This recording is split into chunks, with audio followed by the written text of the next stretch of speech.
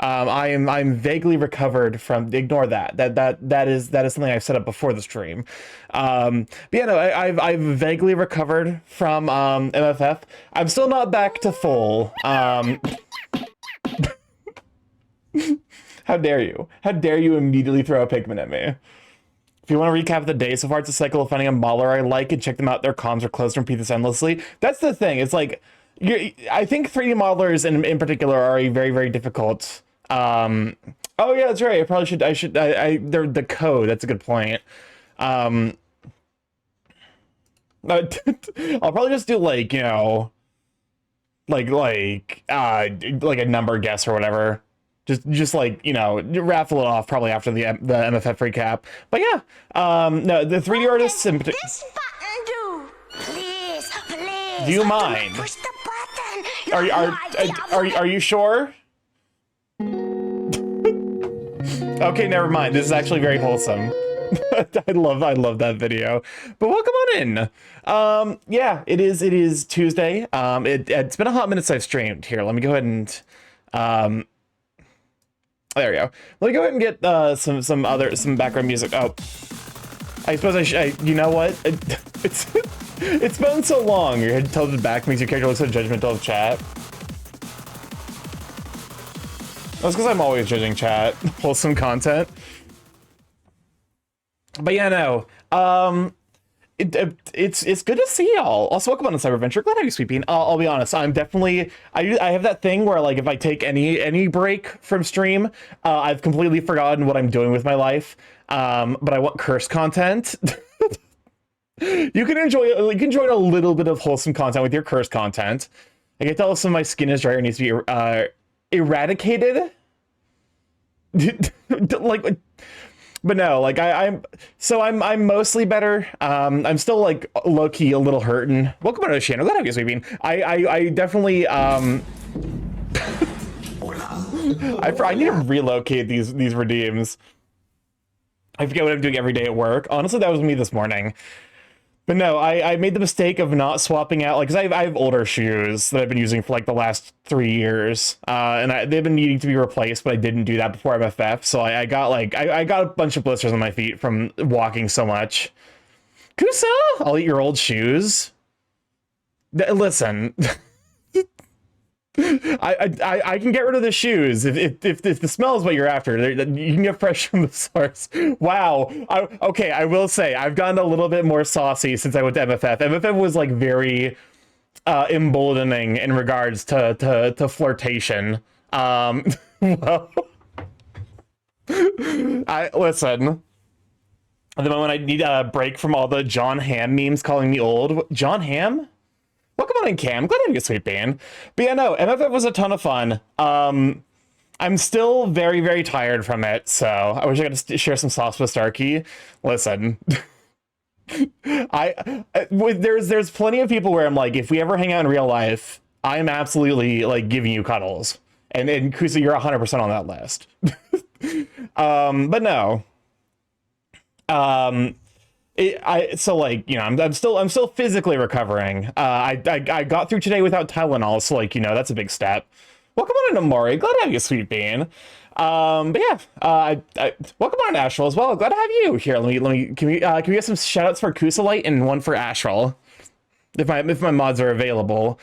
But yeah, I took a bunch of pictures. This picture is this is unrelated. This is like some pottery I did. But yeah, I went to MFF and let's see. I like, you know, let's go like timeline wise. Let's see. Thursday I worked. After work on Thursday, I drove up to. I sent you an example of the John Hamm meme. Hold up, I'm getting distracted. What is this?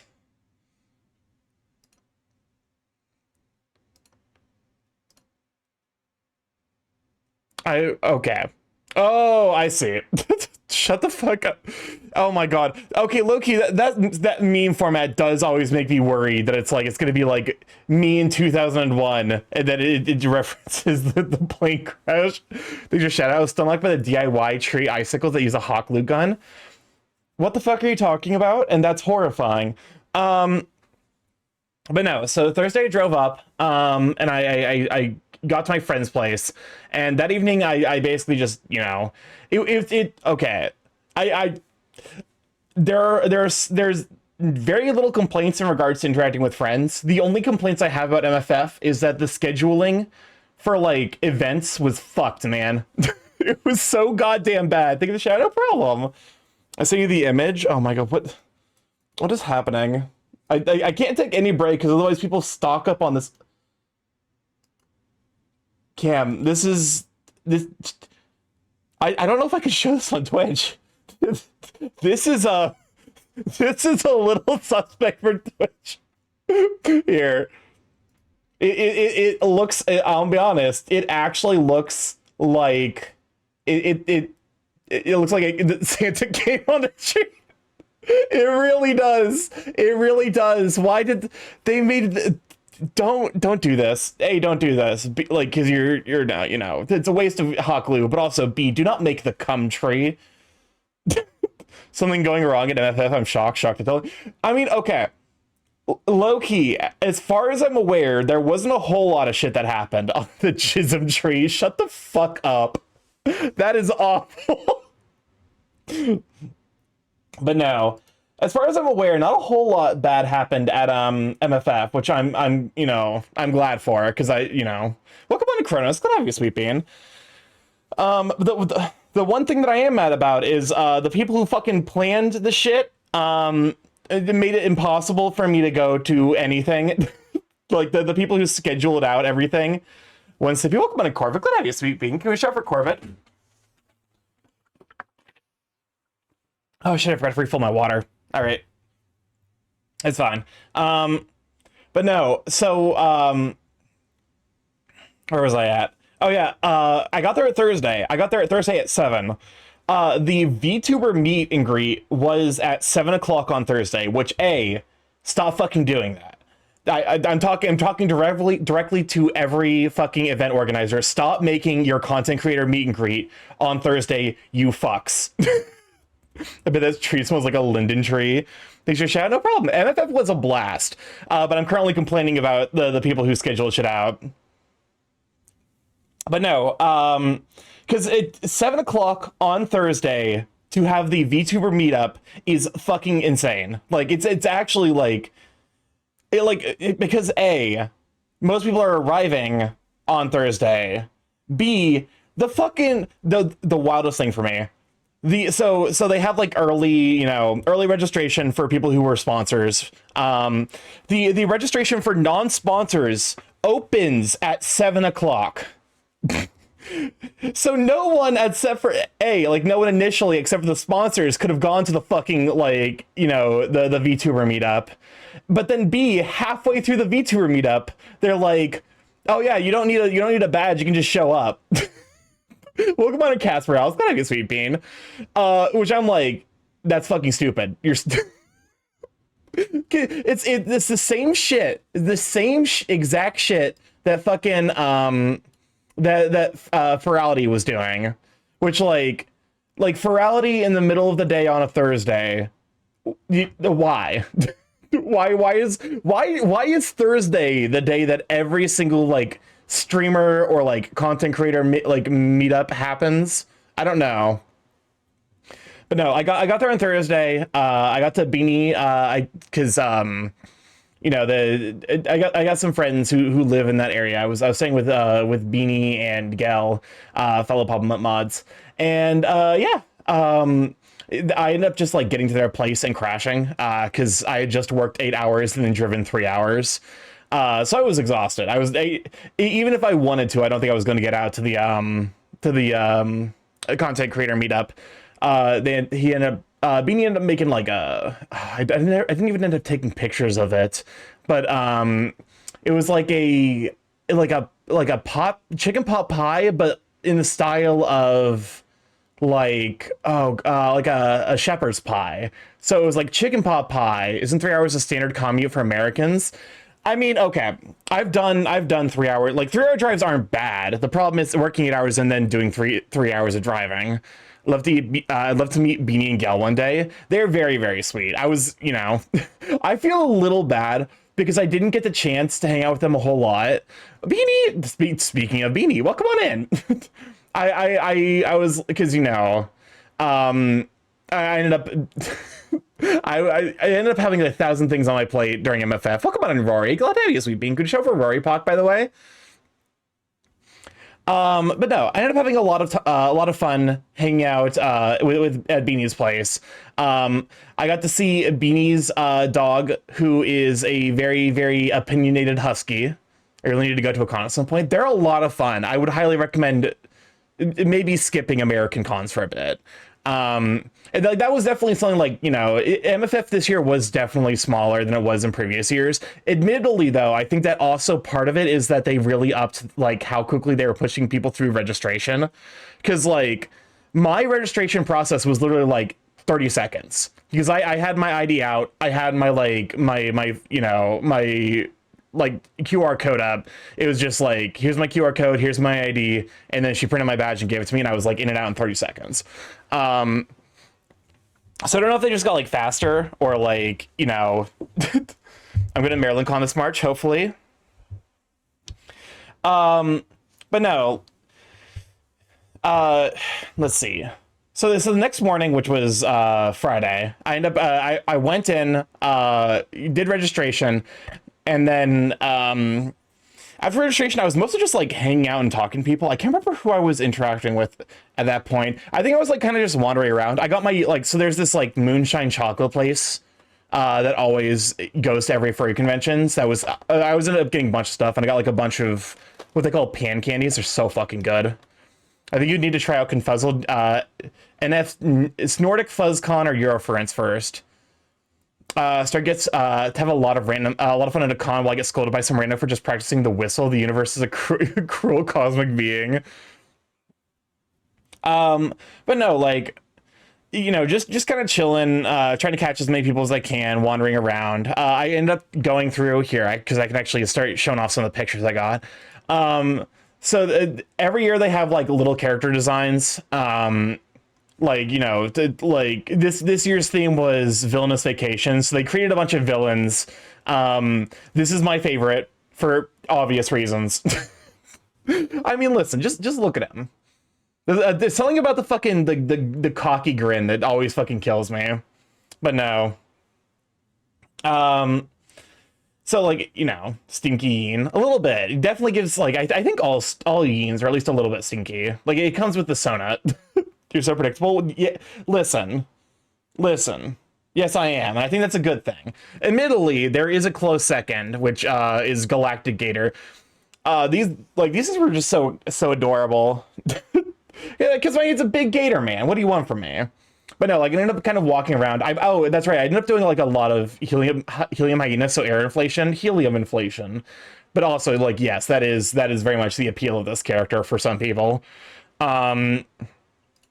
But yeah, no. So this was actually the character that I think kind of inspired this year's theme, because I can't remember if it was last year or the year. No, it was last year. Was like heroes versus villains, and this Gator Man was there last year. So I think he ended up being inspiration.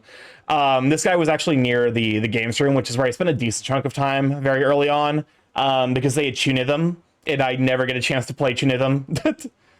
I need to study Scylla from the Hades 2 for character research. Kasai. You are absolutely the kind of person who's going to get pulled into the sea by sirens. I can't judge you because I agree so hard. Listen, big men are good. I am very normal about the size of the men I appreciate.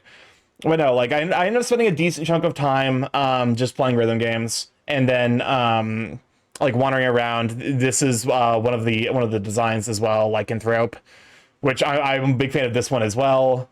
And then Gremlin was hanging out near where like a lot of the like the meet and greets were held, which honestly this design's super duper fun. And then I forgot about this one. I forgot about the fucking goose with a knife that just jump scared me. Good luck guessing they need to sing about Mayo. But no, I actually didn't even look at the pile of fucking corpses this goose with a knife is standing on. Actually, iconic energy. And then unfortunately I wasn't able to because I think they took away like the lore thing that was supposed to be like right here that's associated with this, but this was Cold Brew, who was also like if he was like the last one, I'm pretty sure. I miss Docky. Lurk, welcome on in. Glad to have you, Sweet Bean. If Superman was bad. Yeah, though I love the design. I definitely missed one. There was definitely like a water like there was an otter with water powers that I unfortunately don't think I ever ran into. But no, like a lot of these were super fun. I took these pictures exclusively for Zeph, because I know Zeph is very normal about Mr. Tenna. But yeah, no, it's like this is just like a lot of the wandering around period. I love that Caribou. Oh yeah, Cold Brew. He was super duper adorable. Now I'm like a little sad that I missed like just the one character standee, but oh well. Because like I specifically went out of my way on the last day when I was super exhausted. I'm like, I have to go get that last character. And then I remembered from like the art they have hanging over the, because there's like an overstate like the main entryway has like escalators up, and then there's like walkways that they put like huge banners on, and there was definitely an otter on one of them. Can't believe you missed out on the water kineticist. It's like you don't even love me. I'm sorry, Oceana. What was the name of your new werewolf plush? I'm actually still figuring that out. I'm thinking about Ruruf. I think I might name him Ruruf. Who Cold Brew and Caribou? I get it. Yeah. But no, so like, you know, a lot of like wild stuff. These kinds of cosplays. Taking pictures of the sticker thing they have. I won't lie, there was a part of me that wanted to do something very there was a very, very tiny, deeply toxic part of my deeply toxic voice in my head.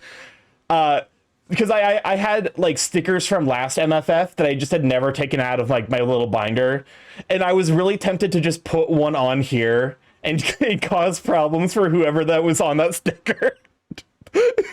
Just like someone I know for a fact is not at this MFF, but put one down anyway to see if I can get people to send them fucking messages.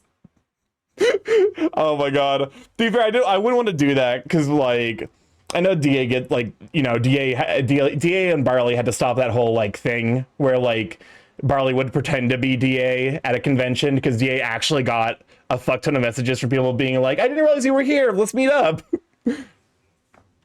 Which also definitely happened like I think it happened extra this convention because there were so many people where I'm like, I did not realize that they were going to be here, and then they just ended up, yeah, they were there. I got to meet so many people.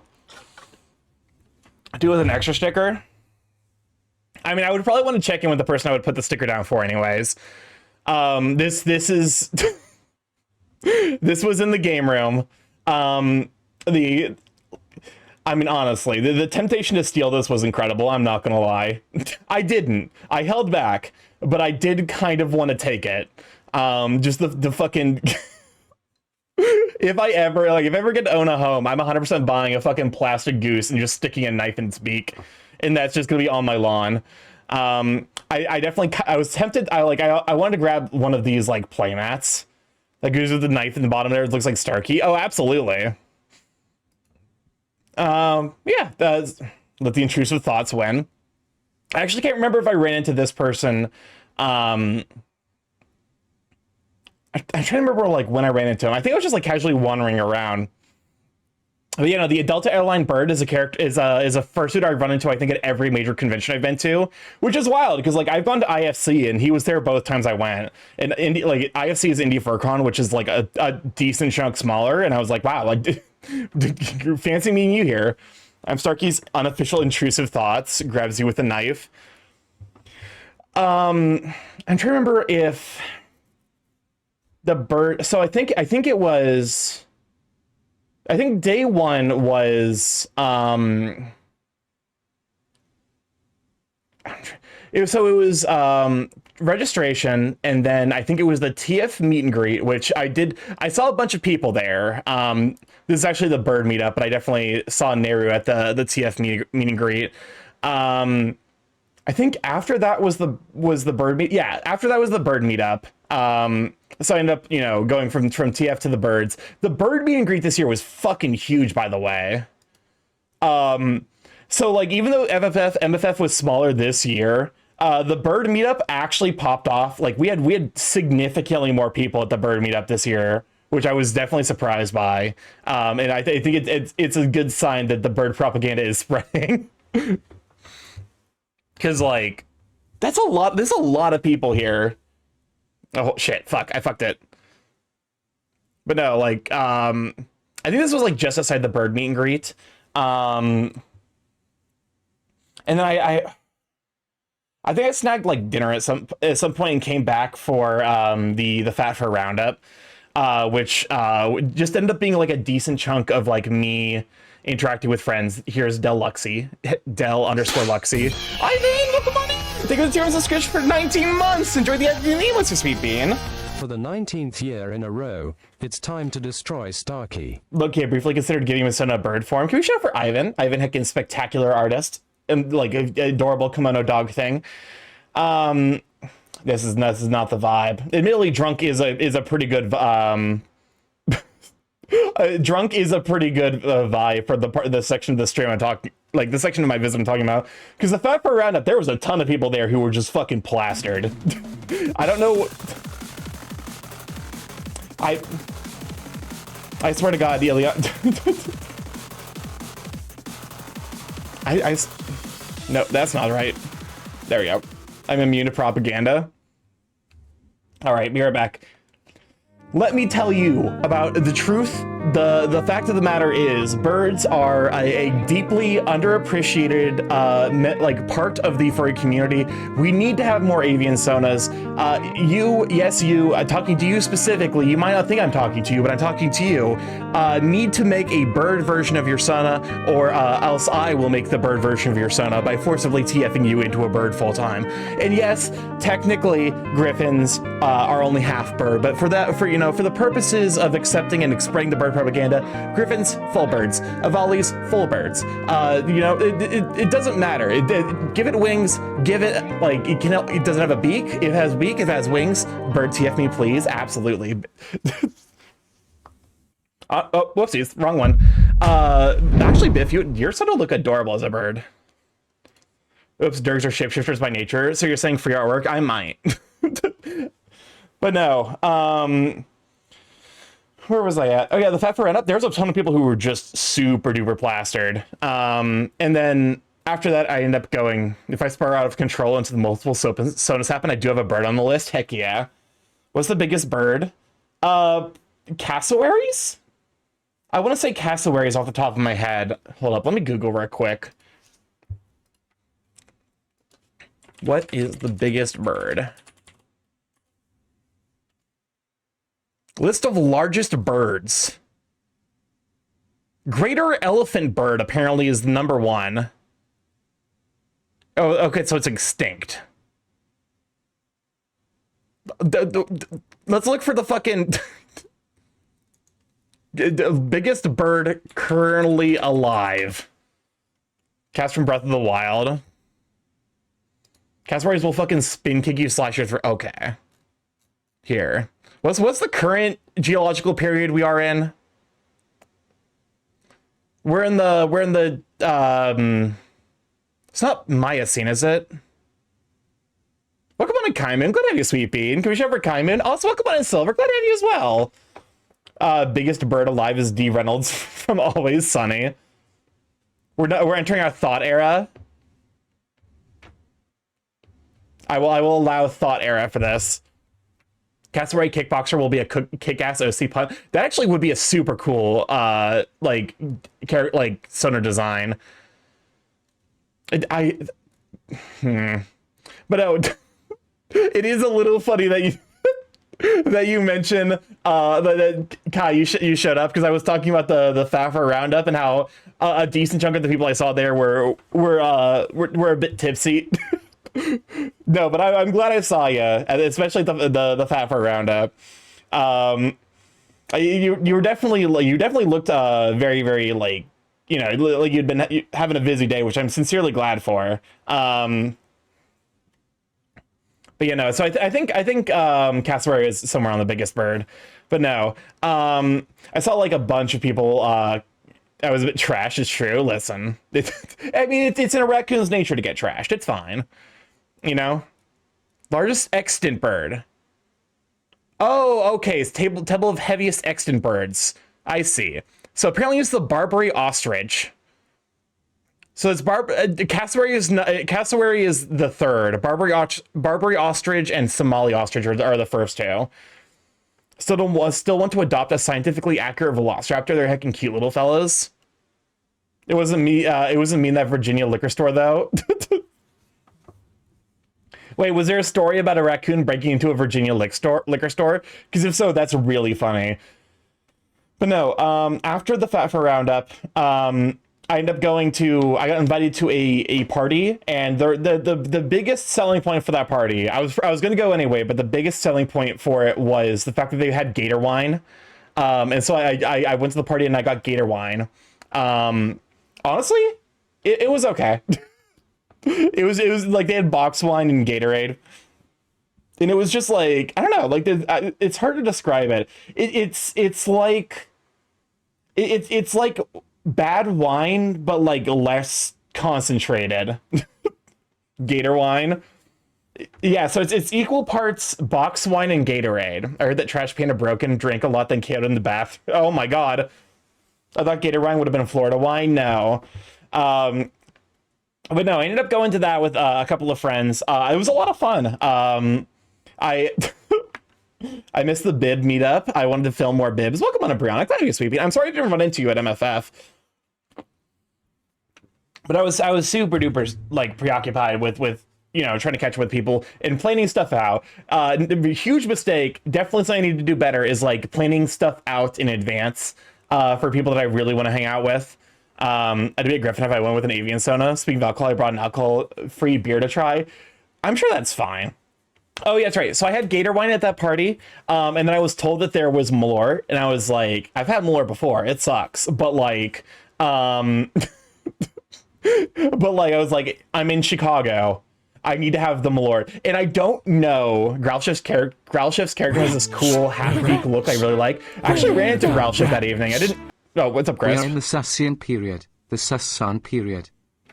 Let that Shut sink the in. fuck up. Can you? Please let this sink inside. It's cold. Oh my... No, the sink must stay outside. It knows what it did. But no, I actually ended up running into Growlshift. I don't know how to pronounce his like username. I think it's Hakan. I'm not super sure. I saw him actually at the Gator Wine party, funnily enough. Admittedly, I didn't, have the chutzpah to say hi. Hakane, okay. But no, like, it was cool seeing him. The dude's very, very handsome. Can officially confirm, the dude is incredibly handsome. But no, so I don't know if it's like the buff of being in Chicago, but the second shot of Malort I had while I was there. Welcome on in, Hyena Sid. Can we shout for Hyena Sid? Also, can we shout for Silver? I believe forgive me. I can't remember if you stream on this platform. I want to say you do, but my memory's a little bit faulty. Oh, sorry guys, I started a new Stardew Valley run. It's 517 enabled mods in Vortex SM API, so 616 mods. Day one had like 194 giftable NPCs. That sounds awful. It's been a long time. I've just been drawing dogs in private and sharing dogs with the world. That's fair. Twitter Starky went to the Rubber Fur meetup. I was tempted. Unfortunately, I ended up getting distracted, but we'll get to that. You had to dodge any cars, 5 minutes in Chicago, and I almost got ran off the road. I luckily didn't have to dodge any cars, although I will say Chicago drivers are fucking infuriating to deal with. They're so bad. Like a lot of them treat like the streets, like a lot of the streets in Chicago, people there treat like they're in a fucking racing game. They just completely ignore like like the lane lines and will actually be going like 50 to 60 miles above the speed limit in an area where the speed limit is like 60 to 70 miles per hour. It's like California. Car brain society, baby. Honestly, a little bit. Welcome on in, Cork. Let me be a sweet bean. Go to show for. Oh, no, hold up. Cork, you don't stream, do you? Chicagoans see laws of suggestions. It really is. It's like, it's kind of wild, like how bad the driving was. It's like a reminder every time I visit Chicago, because I always forget. And then I hit like the Chicago like main thoroughfares, and then I remember I'm like, oh yeah, everyone here fucking sucks at driving. But no. Luckily I didn't have too much bad of experience. Largely because I was the person in the car. I do not, but I'm in other places. Yes, because I know you're an artist. You're like a 3D artist. Trust me, Indiana drivers are worse. Depends on where in Indiana you are. I will say that much. I think if you're in Indianapolis proper, the people there do drive better than your average Chicagoan. I'm concerned one of the barn animals makes an RR sound. Oh my god. Kelteo, welcome on in. Glad to have you. Could we shout out for Kelteo? I heard that they have a basement street. Basement street. Chicago is scary. It was really, really bad. Like I'm genuinely surprised. I on the way in, I was actually delayed by a lot of traffic because I think there was multiple huge wrecks on the road before I got into Chicago proper. She's shouting, no problem. But no, so yeah, the Gator Wine party. I had a shot of Malort somehow because I've had a shot of Malort and I was like, that's gross. But the shot of Malort I had in Chicago was not nearly so bad. I genuinely think there's like some aura. It's like you have Malort in Chicago and it somehow tastes better. It doesn't taste good, mind you. And there was definitely like, it was me and two other people that did shots of Malort. Oh no, Chad Malort is growing on him. Indianapolis proper, sure. Surrounding neighborhoods where I live, people think their duty to mow down pedestrians and cause car accidents. Yeah. Oh, I can see where you're coming from there. Chicago is quite something. Quick, get the muscle. Here's the thing. I didn't enjoy it, but it didn't actively fuck up my body the same way I had when I first had Malort. It's not that it tastes better, it's that Malort kills your taste buds. Call the medic. But no, it was because it was me and then I presumably two people who I don't know if both of them had tried Malort before, but definitely one of them, like, that was their first time trying it. And it was so fucking funny watching them take the shot and then what's Malort? Okay. So Malort is a liquor made from wormwood. And it was created during not abstinence, was basically the period of time where you couldn't sell alcohol. Like, was that what the fuck was that time period called? I remember. Yeah, wormwood is extremely bitter. Prohibition, that's the one. Prohibition. It's essentially wormwood bitters, but Chicago's drink it's like it's liquor. So yeah, it was originally made to get around Prohibition because they said, like, it's so gross, no one's gonna drink this. It's like it's clearly intended to be used as medicine. Wormwood, that sounds like absinthe. So absinthe actually doesn't use wormwood. Absinthe uses, I believe, herbs. Or it has. Hold up. Let me confirm this. Because absinthe. Let's see. Is an anise flavored spirit derived from several plants, including flowers and leaves from grand wormwood, together with green anise, sweet fennel, and other medicinal and culinary herbs. It used to use wormwood. It doesn't do it anymore. But no, very earthy and black licoricey and awful, but great. I've drinking absinthe, and I can see the appeal of absinthe. I don't see the appeal of Malort. Like, if it weren't for the meme about how bad it is to drink Malort, I would not be drinking Malort. That's literally the only appeal there is to it. The best description I have for it is it's like, what did I say that night? It was like, it tastes like the runoff, like the chemical runoff from a meat packing facility. Like, that's the best description I have for drinking Malort.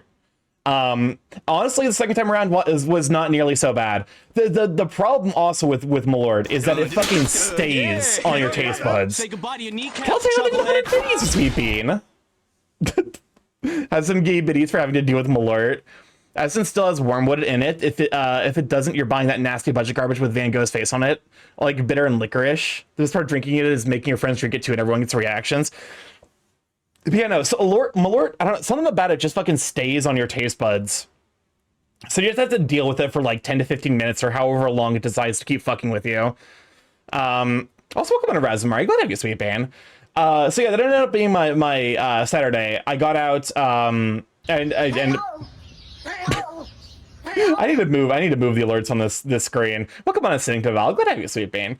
But no, I ended up driving back home after that. I drank some water and gave it some time so that way I was making sure that I was being responsible. Went to MFF again, hoping you had a great fun time. It was a lot of fun. I'm actually going over it now. I got home at like just after midnight, I think, and then like ended up sleeping in super hard the next morning. I'm pretty sure if you had an Eastern herbal medicine regularly, you can probably tank Malort. A Czech person taught me to drink absinthe by dunking a spoon of sugar in the drink, set fire to the sugar, and as it caramelizes, you pour the caramel into the drink. I've seen that preparation method for absinthe as well. I'm trying to think of, let's see, the next day, it was such a nice surprise seeing you with them. Oh yeah, it was, here's, like, because I think I'd reached out to you over Twitch Whispers, and then we'd talked in, oh, welcome on in, Tauntaun. Glad to have you, Sweet Bean. Can we reach out for Tauntaun? You know, I'd reached out and then we had talked about meeting up, and so I was like, because I knew I had to make it to the macro micro meetup, because I'm like, you're gonna be there. But no, so Friday, I did not get a chance at all to go to the Dealer's Den or Artist Alley, which, you know, not necessarily super surprising, but it definitely, you know, I ended up dodging like the bulk of how busy it was. Dealer's Den this year was noticeably bigger, like a lot bigger, and honestly, that was super duper nice. Was like being able to actually go into Dealer's Den proper. And you know, be able to like stand and like move without constantly having to worry about running into people. Every time I ran into a protogen bird or a lizard MFF, I was like, bib, in my dumbest voice. I couldn't help myself. It was way bigger, but very nicely done. I don't know why. Oh, here's Dell again. I don't know why this is the only picture I took in in Dealer's Den. Oh, someone has done a thing. Thank you for whomstever has resubscribed. Dealer's Den went downstairs and it helped a lot. Oh, there was so much more space. How'd you enjoy the Merle Fan Festival? Welcome on in, Nom. Glad to have you, Sweet Bean. Unfortunately, Merle wasn't able to make it this year, and I don't blame him. Can we shout out for Nom as well? But no, this Kigu, just seeing it kind of stun-locked me for a bit. All right, I guess we're doing this. I guess I'm gonna be silenced. Let's see. Oh, but, you know, I ended up wandering through Artist Alley and Dealer's Den. Starky gives amazing hugs. I got a lot of comments to that effect, and I'm glad that I'm building up. Yeah, Sally priced out this year. Understandable. Kelteo, thank you for the gift sub over to Tauntaun. Enjoy the every meme, once you, Sweet Bean. Thank you so much. I had a fancy blown glass goblet from which to sip of blood of my enemies. Honestly, yeah, a worthwhile purchase. I'm glad, though, that I'm continuing to build my reputation as being someone who gives really good hugs. I got a lot of people making that comment. Kinky First Starky gives amazing hugs. I'm trying to think of, like... What? I think most of my, like, even, you know, like, afternoon ended up kind of just being, like, wandering around Artist Alley and stuff. That was later on. Starky, bigger question. Will you give your werewolf plushie a boyfriend? Also, Kinky First Starky hugs are top tier. Even the 18 plus section was an improvement. I remember last year I was getting annoyed at its lack of variety. I didn't actually go into the 18 plus area. I know that there was some amount of, you know, like there was a dealer that was in there that ended up getting kicked out before the event proper because of some very, very serious allegations. So suffice it to say, I'm kind of glad that that happened. Like I said, I'm not necessarily super informed of what all happened. Just that the MFF made a full fucking Twitch grabs you. All right, Twitch just decides to Lamau hype train. It was wild, but no. Because I was like, I saw the announcement from MFF where they're like, yeah, this vendor won't be here. And I'm like, what the fuck happened? Like, what happened? I'm so glad they got kicked out. I was shocked to hear they were there in the first place. I was like, what the fuck happened? Like, because I hadn't even heard of them. And now that I have, first, that they were there in the first place, but also thank God that they were kicked out. Was it stolen and or AI? Significantly worse. Like animal abuse worse. Like that's the level of where we're talking. Like, yeah, ain't great. It was a big chunky null plushie that I wanted to about. Yeah, actually hold up. Because I ended up grabbing, dude, I posted about it on Blue Sky. Excuse me, Telegram, if you would be so kind. I made responsible decisions with my money. I made responsible decisions and got a 2-foot-long giant werewolf plush. I got that on Sunday before I left because I knew I was gonna have to carry that thing around the entire time. They had they had this version, they had an all-black version, and they had a trans pride one. Starky, welcome on to Jake. Let me be sweeping. Good show for Jake. I wanted that plushie, but they were sold out by the time I decided I wanted it. I think because I got mine like noon-ish, like 1 to 2 p.m. on Sunday, so... What's up, Crisp? Starky. That was my cheese money, You're gonna pay me back, right? Yes, definitely. I'll be upfront about the fact that this was financially speaking not smart. Suiting the dealer's den is going to be is good to save money. Oh, absolutely. I can only imagine. This thing ended up costing me $300. This is I got because like I said, I didn't have much time to really peruse Dealer's Den and Dealer's Den Artist Alley. So like I ended up I didn't spend a ton. So I was like, fuck it, I'll make one big purchase because I didn't I didn't really like. I think on top of this, like I stay with friends, so like I didn't have to deal with room prices. I end up.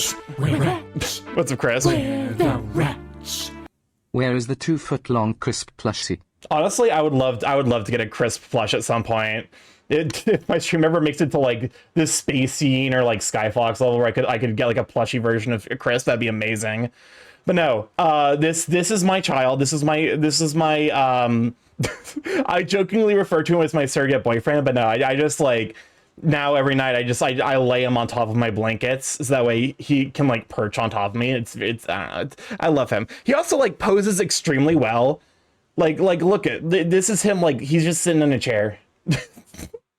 And then this is him, like this is the front view. I took a picture of it in my house. Welcome to Iscar. Glad to have you, sweet bean.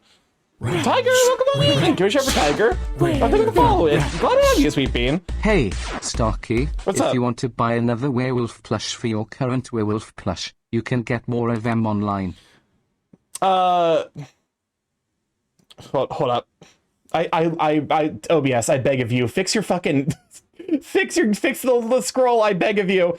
But no, there was this version, there was the black version, there was a null version that actually had pupils, and then the one that I was I was a little sad I didn't see it, but I'm kind of glad that it sold out so quickly. Was there was a trans pride version that was like it was the trans pride colors, and it was like sold out day one, like immediately it was gone. So like I imagine that there's gonna be many of Lohi that has a new werewolf friend. What's up, Crisp? But you are going to have to stuff it yourself, Lenny face. Oh my god, shut up. Welcome on in, Hero. Can we show for Tiger and one for Hero if my mods are available? But no, like I love him. To be fair, like that was something like as I paid the 300 and he's like, pick whichever one you like. Because they're all like hand stuffed to like finish them off. like, you know, as part of the process. So they had different levels of like firmness, and I definitely got the firmest one. Twitch showed me your streaming because the hype train helped me find you. Well, I guess thanks to the hype train then. Twitch can be very, very silly. Oh, I did receive from a reliable source apparently confirmation that Twitch is doing some wild shit in regards to like lurkers not counting. So I'm tempted to add like a redeem that's basically like a silent hello. It's like you're basically making yourself count as a viewer, but I won't acknowledge you and anyone in chat who's like it's bad. Yeah. There was some sauce that I was made aware of that like I'm like, God damn it, Twitch, you're such a fucking shit. It's okay. You don't have to pay me back. You deserve to treat Also, yourself. welcome on Mari. Can we show for Radical Mari? I instead took the Christmas bonus and the raise you were gonna give to your mods before they unionize. Yeah, oops, that was a secret. The mods don't gotta worry about well. it. Lurkers have been exploded. It's so frustrating. It seriously is like they do not understand how this platform actually works. Here, let me, because I believe my mods are preoccupied. So let me go and sneak some shout outs in real quick. I gotta drive. Gotta drive back to the gym. Be right back. Fuck you. Nah. Get wrecked. Get parried. You casual. Here. Also, let me sneak out some shout outs for some other people that are here that unfortunately I don't think my mods. Let me see. One for Jake. And then one for Tiger. So he's going full Starbucks in the mods. Listen. Okay, me lurk for sure. Thanks for stopping by. And then one for Tiger. Is it? Hold up. There we go. Oh, it's because he's only used redeems. There we go. I don't know. Twitch OBS can be weird at times. Wait, so did you ever get a shout out? Sorry, I think the propaganda worked because I just spent the last 20 minutes looking at bird species. Yes, good, more birds. Soon the bird species, like the bird meetup will be even bigger than this. There will be more birds. But no, you did perfect. Okay. But no, let me see. After, because we're Saturday, yes, Saturday, Artist Alley, Dealer's Den. I mostly walk through initially. I try my best to avoid spending money on my first walkthrough of like a market, because I know there's going to be some shit that I see that I really, really want. And if I spend a bunch of, like, if I spend it as I'm seeing the stuff that I want, I end up spending too much money or don't have enough money to get the thing that I'm like, it's like a primal need to have, which in this case was the werewolf friend. This was a primal need. Low-key, I might just start taking silly pictures with this, like just put them in places and just take silly pictures.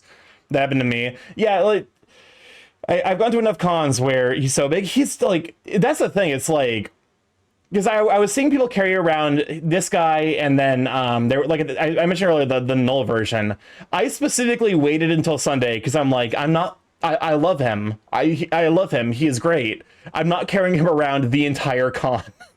I will actually like lose my mind. So I was like, wait until Sunday and then pick him up. Jake picks him your streamer chair. Oh yes, my oh god, what's the really, really nice chair? I can't, like, the chair maker. I have one from those. Do what I've been doing with my proto bean, beat him up. That's right. Someone else mentioned getting a proto bean. I'm assuming it's from the corgi bean stand. A book I shall not speak on, a really cool dice spinner that's really shiny. Honestly, I was looking. There was a dice spinner that was a fucking roulette. Like it was a roulette table. Like there was a ball inside, and then it had like 20 little like marks. No, it was Boss Monster. Okay. But no, so ended up after Artist Alley and Dealer's Den. Welcome on, Magic Guide. Glad to be sweeping. Oh, I did see you. I saw a Magic Guide at MFF outside of let's see, that was the Fat for Roundup, right? Also, welcome on in Saber. Glad to have you, Sweet Bean. And Nimbus as well. Glad to have you. Here, let me sneak a crafty shout out for Saber. It was good. It was so good to hanging out with you. Let's see. After Dealers and Artist Alley, it was the Macro Micro meetup. which is where I saw Keltio, and I saw Keltio's partner slash boyfriend. Let's see, it was Nearly Squid. That's it. Which I was like, because I was actively planning dinner with Saber while at the Macro Micro meetup, but I was also like, this is the only place I know for a fact that Keltio and Nearly Squid are gonna be. It was a fun surprise getting to meet you too, for sure. There was occasionally times where I'm like, I felt bad because like I was actively planning stuff even as I was like interacting with people. So I felt bad that there were times where I'm like, hey, listen, I'm sorry. You're getting like half of my attention because I need to take care of this. I sent you the bean I brought at MFF. Looks like on Discord. I'll take a look at it later. Oh yeah, that's right. I did see you, Nimbus. That's right. I completely blanked on it. There were so many people to see. Also, the yearly curse of the fucking Hellway claimed another two. So I have this curse. Every time I go to MFF, there's at least one person that I see in the sky tunnel between the convention center and the main hotel. I see them in the sky tunnel as I'm walking by. We say hi, and then I never see them again for the rest of the convention. And this year, it was Wolfie Moonblade and Jay the Beargon. I saw them in the tunnel and did not get a chance to see them at all the entire convention. I'm so glad I reached out to a lot more people than last time I went to MFF, but yeah, lots of peeps. The Skybridge curse, it really is. It's super bad. But no, I felt bad, but also it's like, I'm like, listen, it's something you got to deal with in MFF, unfortunately. To be honest, I wouldn't be surprised if we walked. It wouldn't surprise me either. Like it is just easy for that to happen. Also, we're about to run our first set of 3-minute ads. We run this every hour to turn off pre-rolls. People don't have to deal with the ads as soon as they join the stream. So go grab some hydration, go grab a snack, go, take a short walk. Oh yeah, also you can kind of see in the corner, this was taken as I was playing. I learned how to play Mahjong.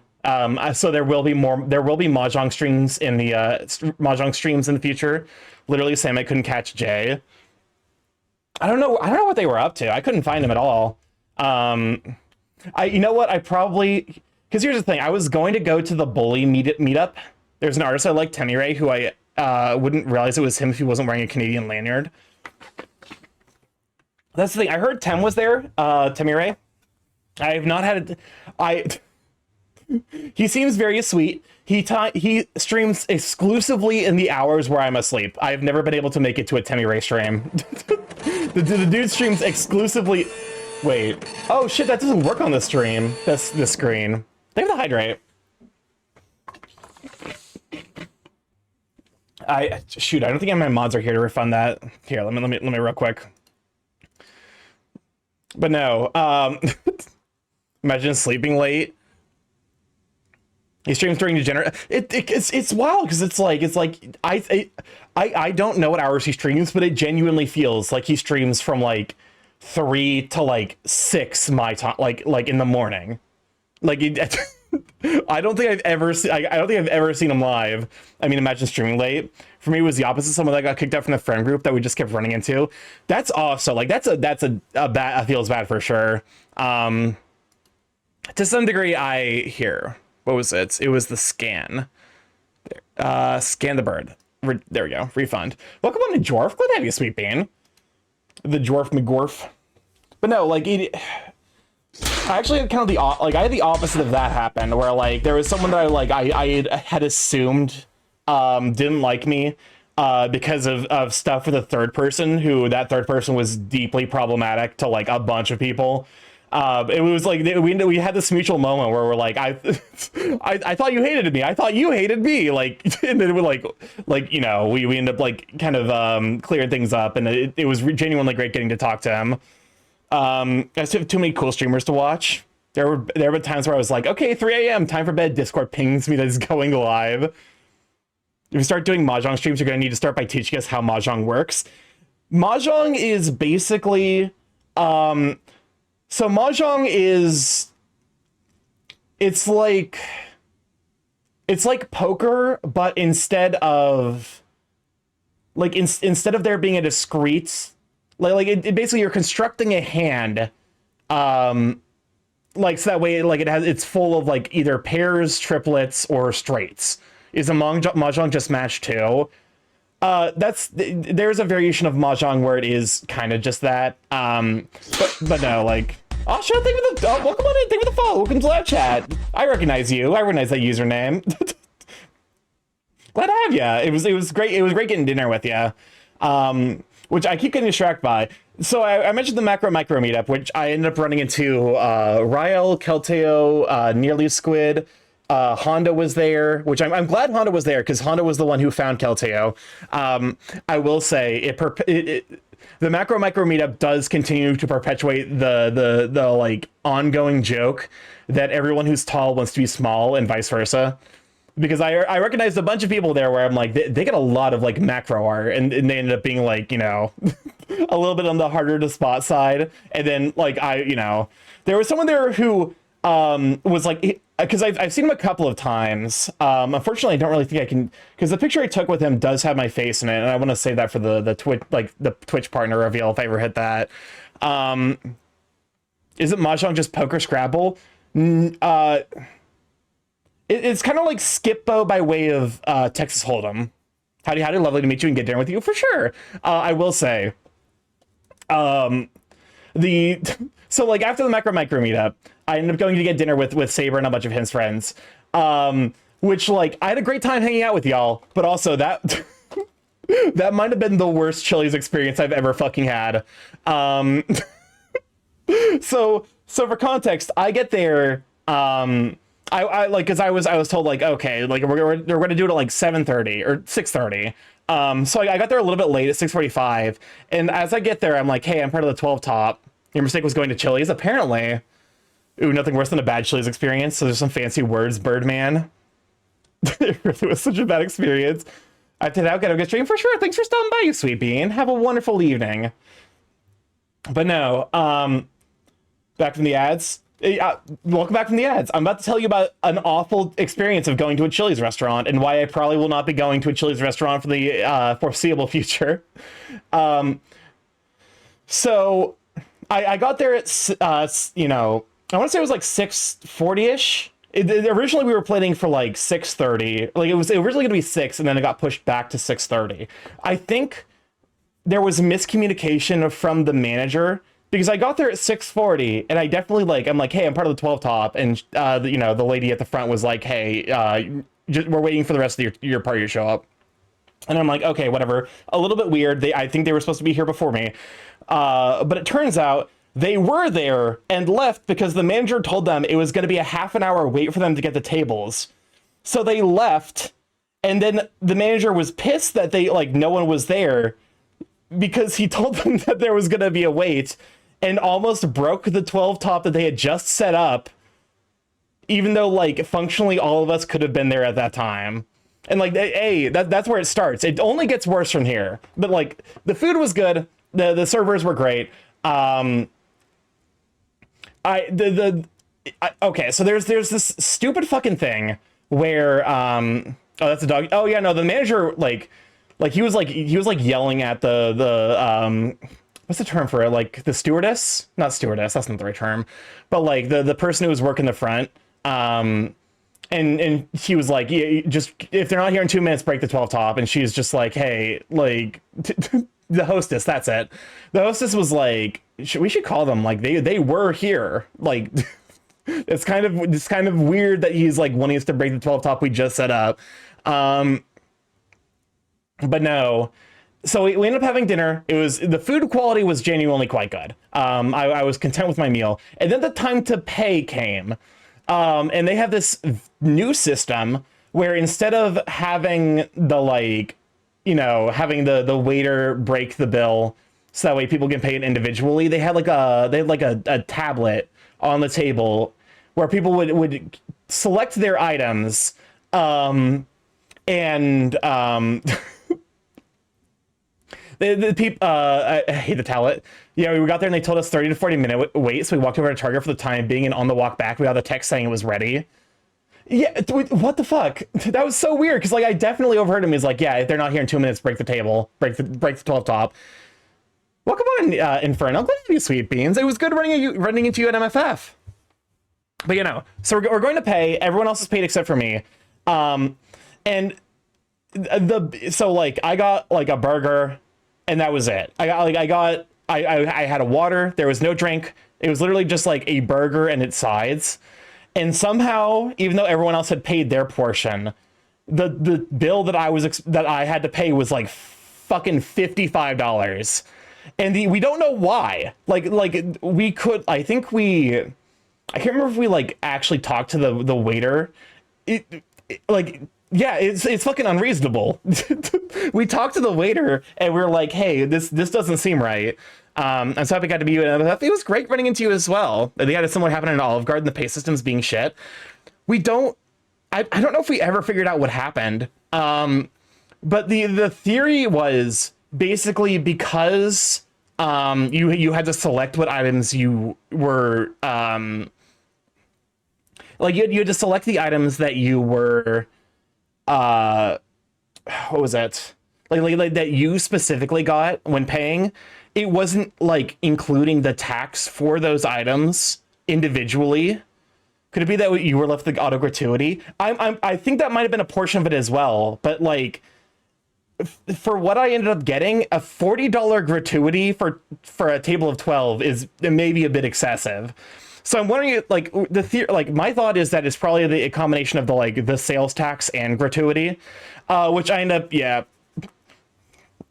Like, it was just such a fucking mess. And like, luckily, people end up, sending me money to help cover it, which thankfully, like, because, I'm relatively lucky in the furry fandom where like I have a consistent, stable source of income, even though it's not as much as would help me feel comfortable. But like for me, like paying an extra $40, $50 is not the end of the world.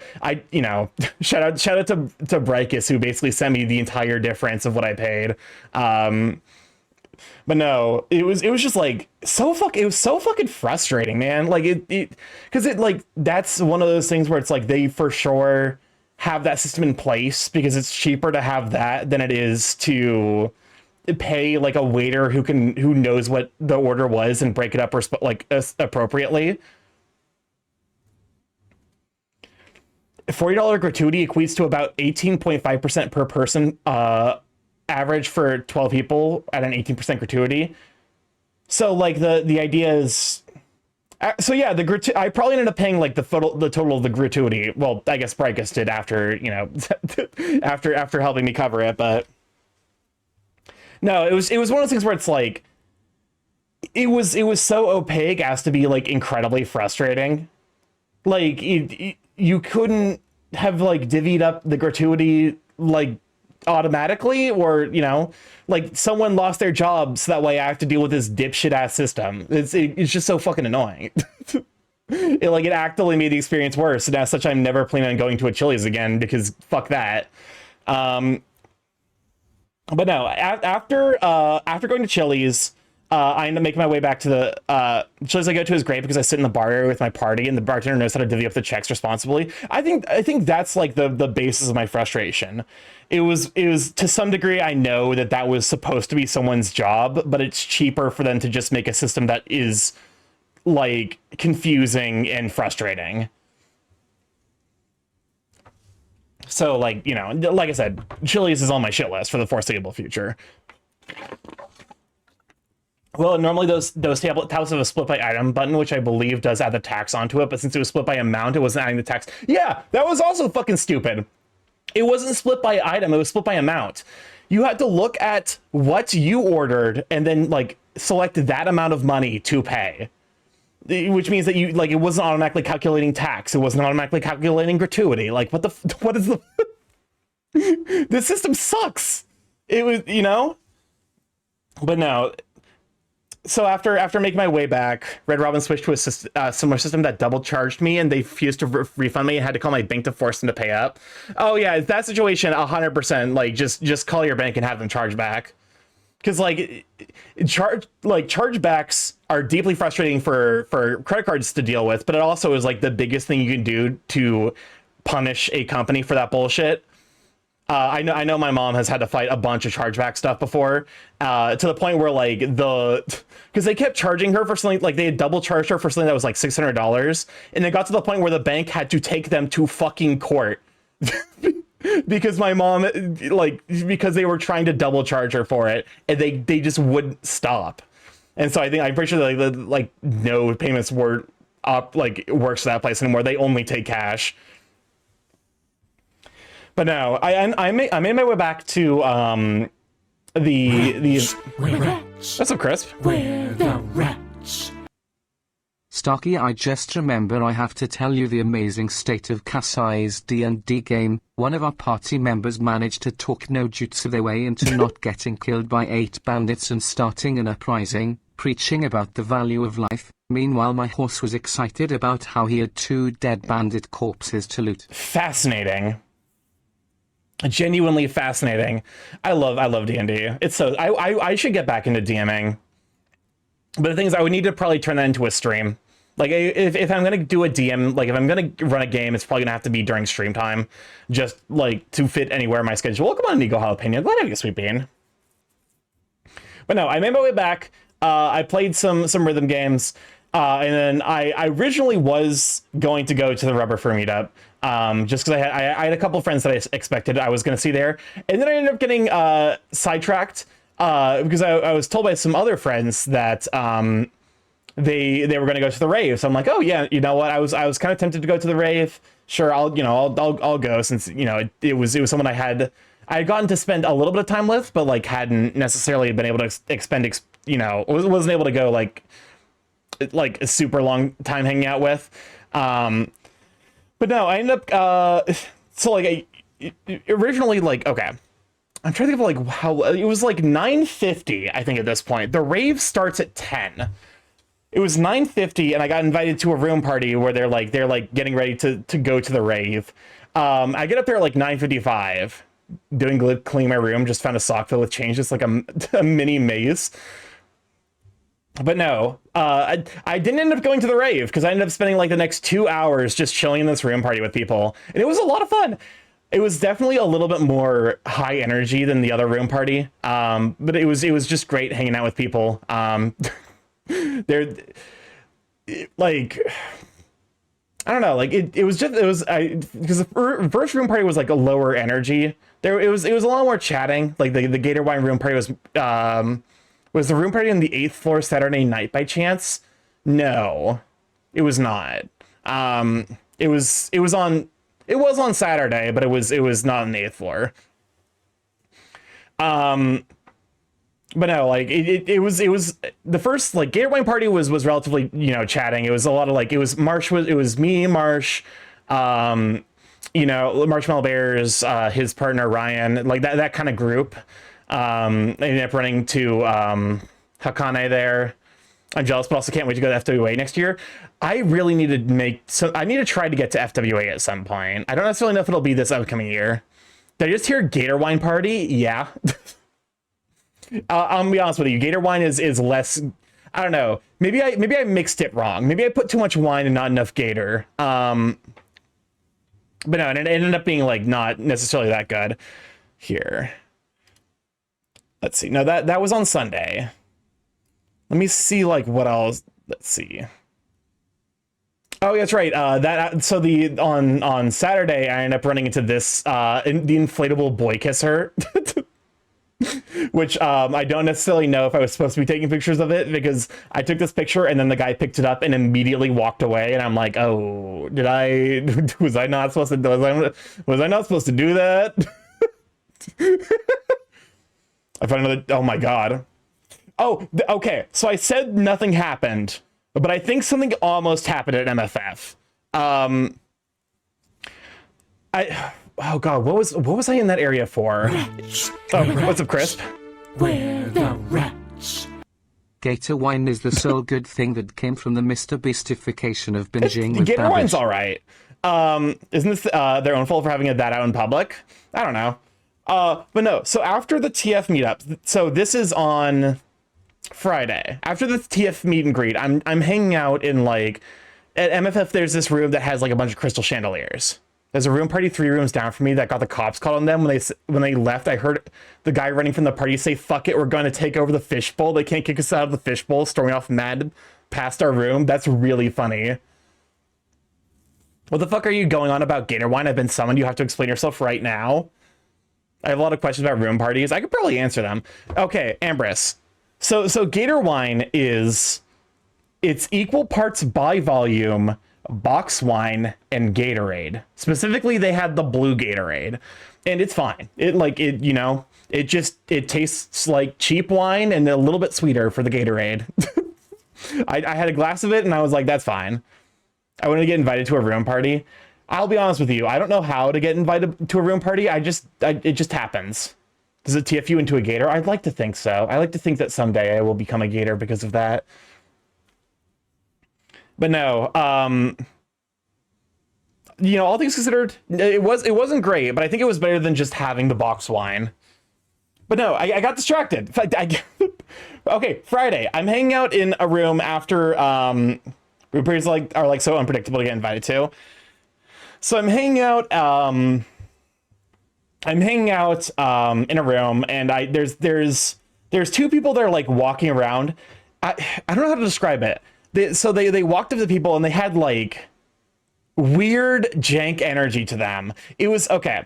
So the exact quote I heard was, "Hey, this is our first fur convention. I want to make my furry convention, or I want to make my fursona. But real quick, do you know where XYZ room is? Were they buck ass naked? No." It was the kind of, also welcome on fail claim. It's not heavy sweeping. I don't know how to describe it. It was the kind of energy from like, I can't have you living rent free in my head no more. Sheesh. I hate it here. Where/are room parties? Room parties are usually held in the afternoons, in people's like hotel rooms. Do I want to know what it's like as a milder fellow? I will say, because okay. before we get distracted with this, let me finish the thought. So there was people that were given the energy of like they aren't actually a furry, they're just being like weirdly high energy to like get, to try and cajole people into doing stuff that they want. But they were like, "Hey, do you know where XYZ room is?" And they're like, "Yeah, sure. It was this way. Do you mind if we get a picture real quick?" Because one of them was in a suitor. So they got pictures with these, people who just happened to like wander by. 30 minutes later, and I shit you not, I see someone there with like the event center security uniform, being like, "Hey, did 2 people walk by looking for this specific room?"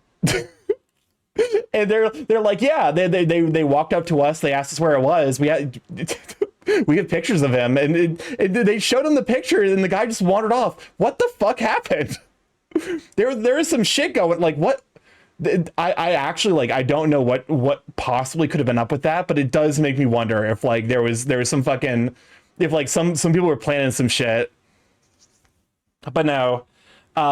So room parties are like in the afternoon / evening or like late night at people's hotel rooms.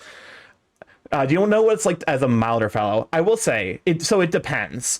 Room parties can be just like chill, hang out with friends, where it's just like talking about stuff or like catching up, or it could be incredibly horny. I wasn't invited to this room party, but I definitely overheard about a room part, like a jockstrap party at a room, and then where it was the kind of thing where the party game that they were talking about was like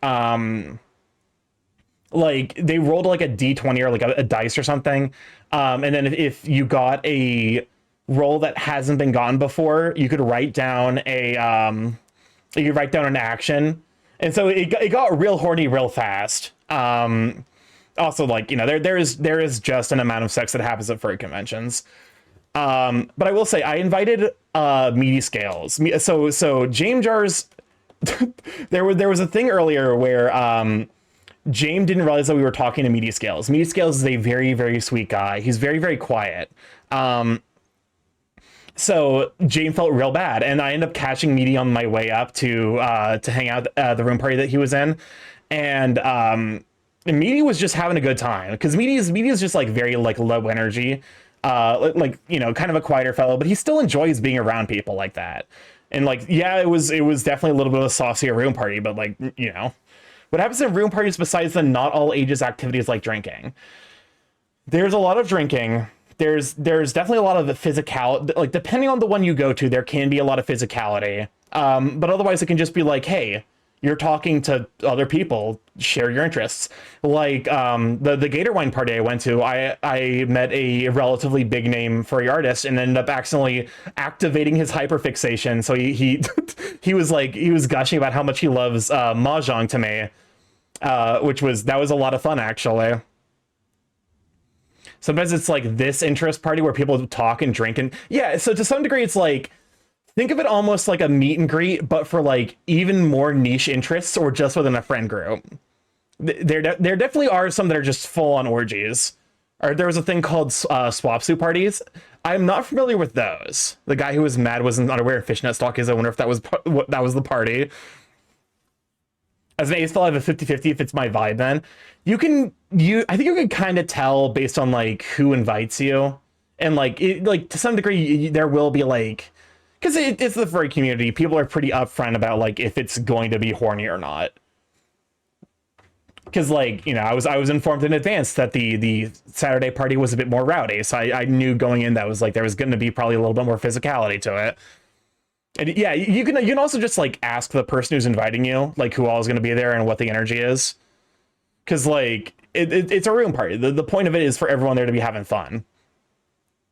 And like, okay, so a good example, I did hear about another room party where so there's a sub community of people in the furry fandom who really like the idea of like fighting as a form of flirtation. It's like the people who like, there are people who like make like boxing art, but also boxing art that's just very horny. Welcome on to Waffles. Can I have you, sweet pea? I actually, does that redeem even work on this? Oh, it does. Well, at least the audio does, but it's still broken. Welcome on to Waffles. Can I have you, sweet pea? Can we show for Waffles? I actually, I think my mods are preoccupied. So here, let me. Oh, welcome on. Glad thanks, Oceana. My brain's a little fried, but no. I see some of the people horny for Deep Stomach Punch. That was okay. So like that was actually like a story I overheard. Was like there was a room party full of people who are, for lack of a better term, you know, horny for fighting. The Combat Sports Meetup was giving away "You like being hit by cute boys, don't you?" stickers. Because to some degree I think there's overlap there with also the like, because there was the bullying meet and greet, like the people who are into bullying / being bullied as a kink, / it's just like it doesn't necessarily I don't think it needs to be like intrinsically kink oriented, but there's something appealing about that concept. The bully nerd lovers story is like actually kind of adorable, all things considered. But no, like, you know, I heard about that story, and apparently there was a guy there who was just like who got punched so much that his stomach was like a bright red, and he was still just like punch me harder. No, you could punch me harder. And I honestly, I respect that, and I'm also deeply horrified by that level of like masochism. But no, I think I ended up hitting most of the stuff. At the very least, like, let's see. Oh yeah, this was a picture I took on let's see, I think it was Saturday after I left the room party, where I was just like, because it was snowing, and it, like, you know, like this is like the front entryway of the hotel where MFF is held, and something about it was like there's just like so many fucking people, like, because this is where fursuiters congregate, because it's like, you know, it's like 30 degrees outside at its hottest in Chicago during, you know, December. So people are, you know, if you're in fursuit, you can just go stand outside and it's perfectly fine.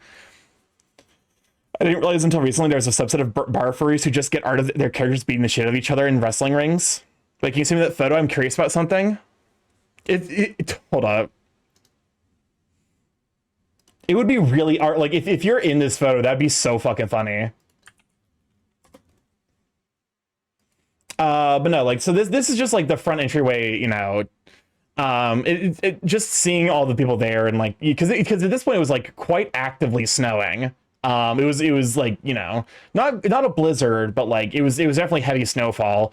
Oh God, that reminds me of the drive home in this. The drive home in this was extra bad because people still drive like assholes, even though it was quite heavily snowing. Let's see. Oh, I took this picture because Lunar,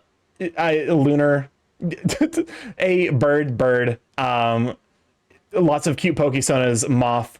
But no, I saw the Nidoking fursuit and I'm like, okay, I need to get a picture for Lunar. This was brunch. So on Sunday, I ended up getting brunch with a lot of friends. Which, like, you know, various like eggs Benedict stuff. It's too shit to tell. Wait, that's my roommate. Wait, is your roommate in? That's fucking wild if your roommate is in here. Also, yeah, my phone unfortunately is not the highest visual fidelity. But no, this was brunch on Sunday. The moth was my roommate Demicor. Oh, the moth here? That's fucking wild, actually. Yeah, I saw them Sunday because this. So I'd had brunch with Beanie, Gel, and Gel's partner. And ended up going back because I needed to get the werewolf. It was very, very important. And unfortunately, by the time I'd made that decision on Saturday, the dealer's den was closed, and I hadn't had time to pick up anything from the artist alley. So yeah, breakfast, and then going to artist alley, werewolf plush, and then while I was there, I ended up getting 2 sketches. So one of the people I met at the Gator Wine party was Briar's Thorn, who is a very, very amazing artist. He was, it was really funny because I walk into the other room because I'm checking to see who all's in the room, and he looked at me, he looked at my badge, and he's like, huh, that's a unique Sona. But he meant that's a unique Sona, but he just said, you're unique, and then he just started doodling, and I'm like, thank you, I guess. And then he made like, he's like, also you're tall, and I was just so like flabbergasted that I actually ended up being way sassier than I kind of meant, where I was just like, and you're observant. So I was just like, ha, ha. Luckily he took it in good humor, and made the little burb doodle, and I love it to bits. It's so fucking cute. And then also, wildest thing of like imaginable, Turvy was there at MFF.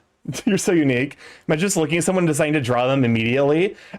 I'll be honest with you. I think it's a huge compliment for like my Sona design. That like he immediately was like, yeah, I need to draw this. Because like to some degree this is also like the outfit I was wearing at the time, because I was wearing, admittedly, it was flannel and then like a tank top.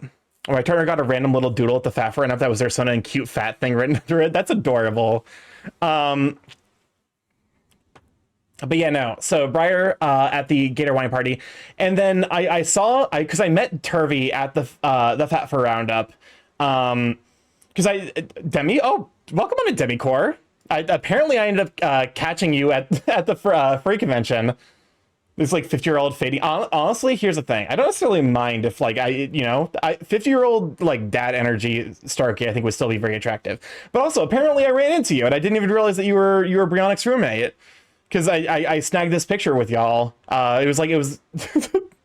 Yep, that's me. Your suit is so friggin' cute. I love it to bits. But yeah, no, it was great getting to run to you, even if I didn't realize at the time that you were that you were roommates with Brionic. But yeah, no. So I didn't realize because Turvy is from Korea, so I was like, to some degree, my mind is like, there's no one from like outside of America is going to be at MFF this year.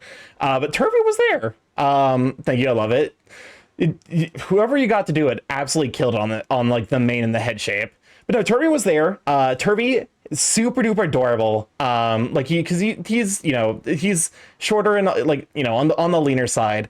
So I offered him uppies, and he was like so excited. He was like, wait, uppies? Yeah, because I don't think he necessarily like. I assume he kind of like figured out what he was going on, but like I picked him up and he was just like giggling so giddily to himself afterwards. I was like, oh. That's not true. MFF said people from 44 countries came this year. Yeah, that's the thing. It's like I kind of like in my mind I'm just like don't assume that anyone I know from outside the States is going to be here. But running into Turvy was genuinely a great surprise. Turvy brought with him a ton of like Korean snacks and definitely was giving out a bunch at because I met him at the Fat for Roundup. There's such a good lightedness when picked up. It's so fun. But he ended up starting this doodle at the Fat Roundup, and then he caught me in the artist alley and gave it to me, and I was just like, oh my god, because it was like, I don't know, something about like the little detail, and it got me a little like teary-eyed, and I was just like, which was like silly because he was actively like he had done this for me, but he was also like looking for like a bunch of other people who he did art for, and like but wanted to get it to them before he left. But no, Turvy heckin' super sweet bean. Here, let me because I know he's hold up. Let me confirm first of all his username. So that way I can give him proper shout out.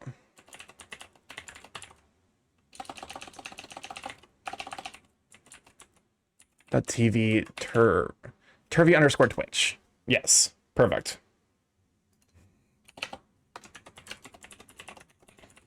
So Turvy also, like, if you've seen people with like little loaf sonas, Turvy does all of those. He's a super duper amazing artist, and it was honestly a joy and a blessing to run into him. This mate Stinky Morph with love. Welcome on Unlock. Glad I have you, Sweeping. I'm sorry you weren't able to make it to MFF this year, although your work definitely seems like it has its moments of frustration. I will say I definitely I saw that I did run into Dom and Rick, and I don't know if they went with anyone else, but I definitely saw them go to the birdcage again this year from videos on Blue Sky. And I'm like, God, I miss it. The birdcage in Chicago is just really like it's like a kind of a bougie uptown bar, and it's so fucking like the drinks there are spectacular. Genuine like it's a little bit on the pricier side for sure, but like it's well worth it. But yeah, hopefully, yeah, I could have gone, but work was just too work. I'm sorry, it sucks, but and yeah, the aviary, that's what it was called, not the birdcage. I biffed it. But no, all things together, MFF was a lot of fun. I wore my mask a lot this year, so hopefully I don't get as sick as I was last year, where I had the birdcage aviary. Same difference. It's same energy for sure. Here, let me make sure that I've shown off all of the pictures I took. Bird kisser, the guy with the fucking Dugdale Dimmadome or the Dimsdale Dimmadome fucking hat absolutely killed me. I thought it was a blast. The moment you're invited to the Fat for Room party, but you can't fit through the door. Hold up, because I think Hero was here earlier. I think Hero was here earlier, and I completely missed him because I got like a little here. Let me shout out for Hero Tagachi. There's the one. But no, Hero, I ran into him at the Fat for Roundup, and apparently he had just come from like a gainer meetup, and like he'd super overstuffed himself, so he was like, please be gentle. If you shake me, I will vomit. I should be able to should be sure to be able to go back next year. I'm definitely going to try to make MFF work next year, although like to some degree next year is going to be hopefully a shakeup for a lot of stuff.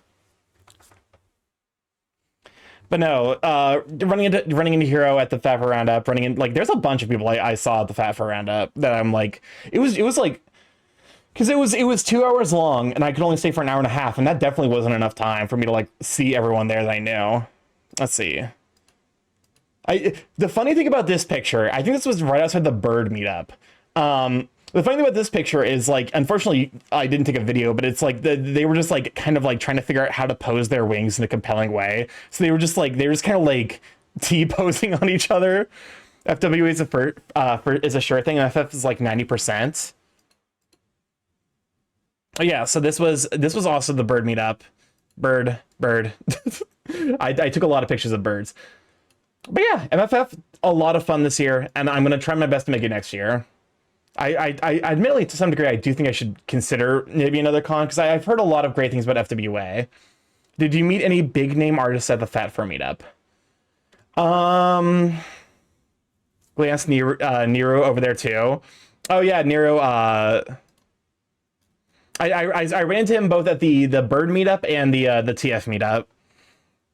Because remember, Chad, is your duty to call every bird Starky and post to the Discord. Here, we go and now go to the. You know, now that we're relatively, you know, we got over the bulk of the MFF chatting, and I'm sure that like I'll remember stories as time goes on. I will say, like, I think this year, even though I did eat 3 meals a day, I think this year more than any, the food was kind of an afterthought. It's like I kind of built it into my schedule to make sure that I was eating 3 meals a day, but also like I couldn't tell you specifically. I remember I had mac and cheese. Oh, I do remember the fucking so there's a Euro food truck that went to MFF. Best fucking Euro I've ever had. So goddamn good. Like, I genuinely don't know if I could, like, because like I was not necessarily the biggest fan of Euro, because I'd always had like ones that were just like not great. Euro quesadilla was so good. Hold up, because it's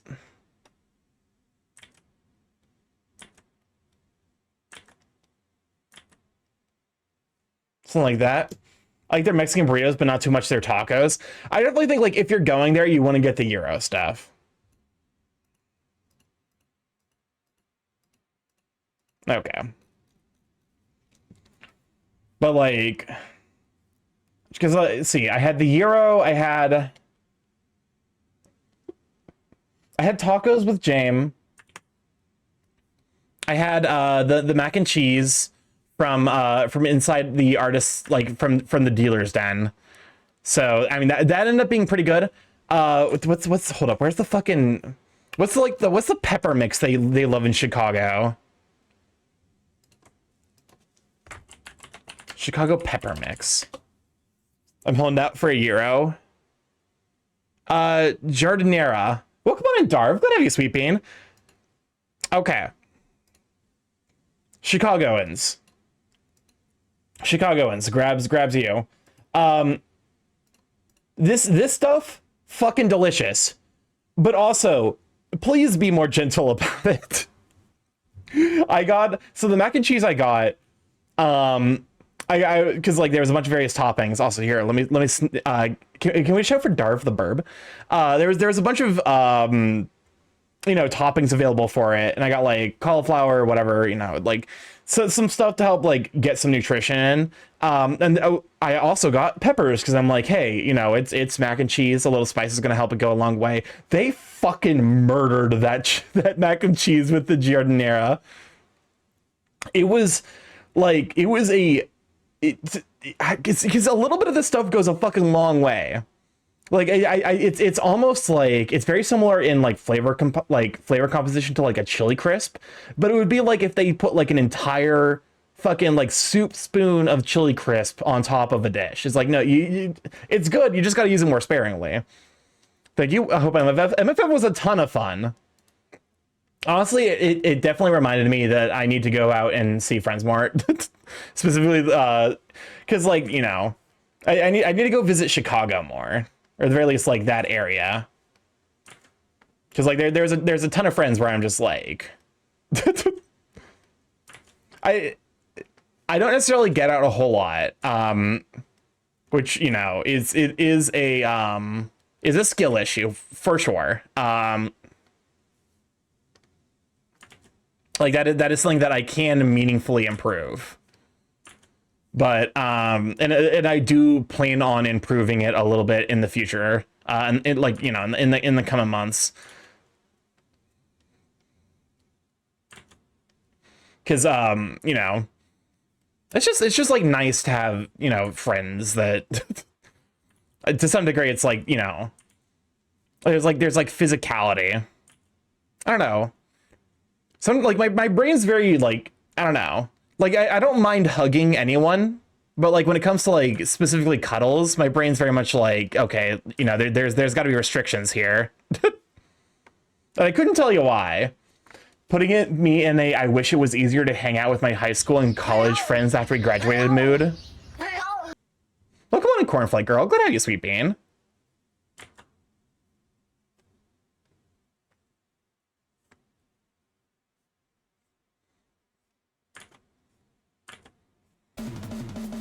Oh, no, do not send a board missile. But you know, so this is the art I'm working on.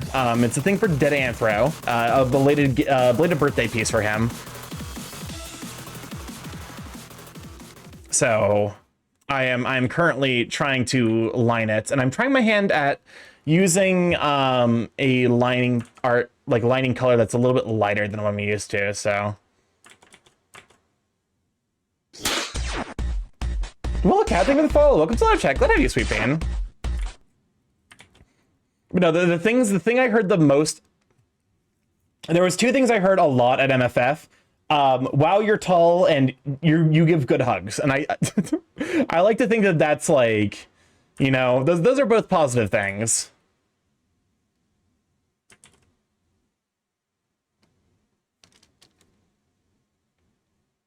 At the very least, the hugs is definitely positive.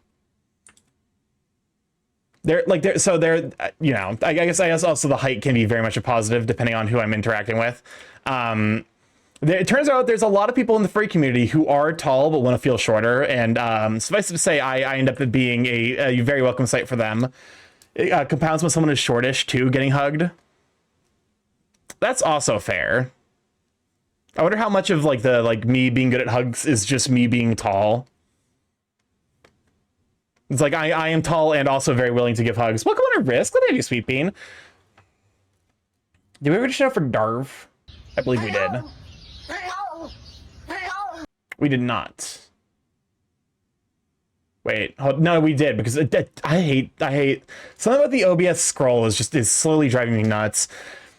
Can you also get a shout for Riss? Wish I could have spent more time with you. For sure. Unfortunately, I only ended up running into you at the room party, and everyone, you know, it was pretty crowded, so there wasn't necessarily a whole lot of time for like conversation.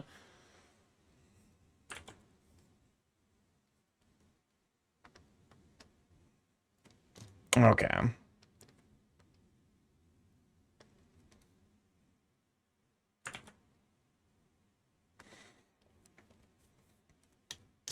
Because it's like, it's still fun. Oh, for sure. It was like I said, it was genuinely great getting to run into you. Like I'll be honest with you, I didn't know you were there, until I saw you at the room party. I was like, holy shit.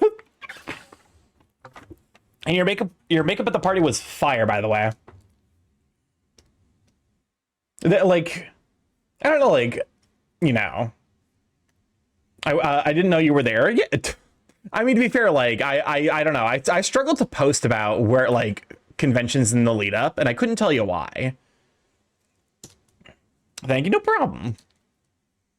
But no, it was great getting to see you there.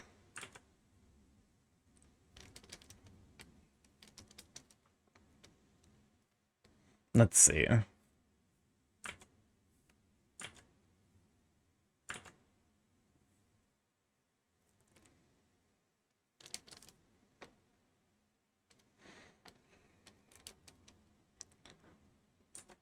You know,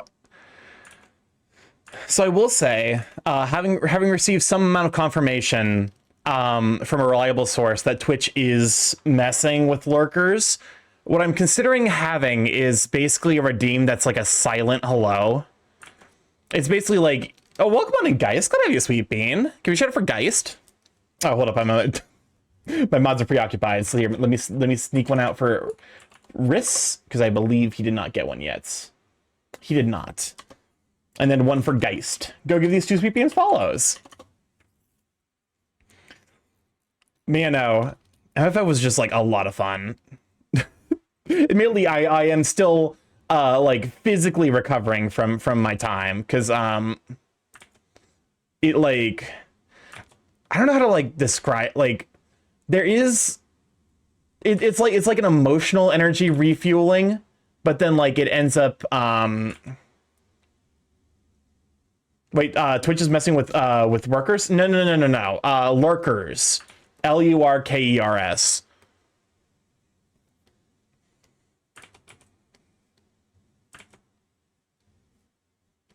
But you know, what I'm thinking about having is a redeem that's basically like a silent hello, where it's like you redeem it to let me know, like to be counted as a viewer, but it to some degree it's like, you know, it's also an acknowledgement that you are lurking and therefore, like, you know, not necessarily open to being involved in a conversation. Because like, is mentally recharging and then a reverse afterwards? Oh, for sure. To some, I don't necessarily have it as bad as some people, but I do code switch a little bit when I go to conventions, where I'm much more openly queer. And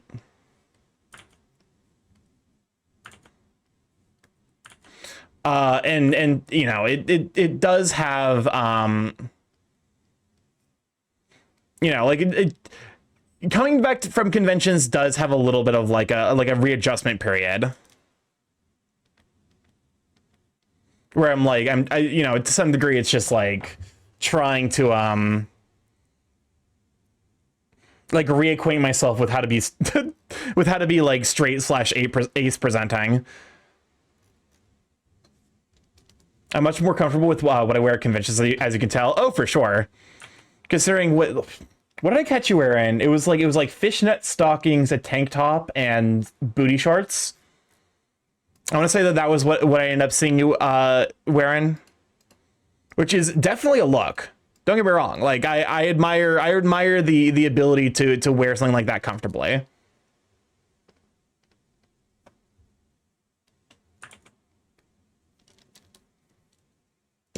Because like, I guess to be fair, like I don't mind necessarily wearing shorts in a tank. Crop top and booty shorts, that's it. I don't know, like I definitely, like, I'm comfortable enough where I can at least wear a tank top, but I don't necessarily think that I could go around wearing a you know, like some like more revealing pants like that. Crop top and booty shorts.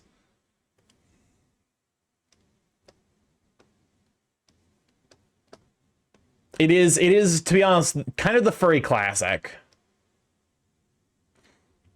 I don't like how I look in a tank.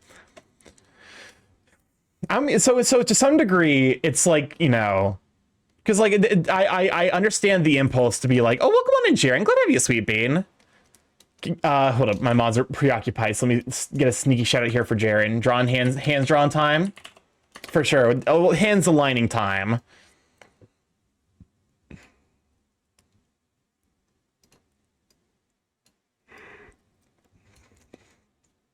I was gonna do it.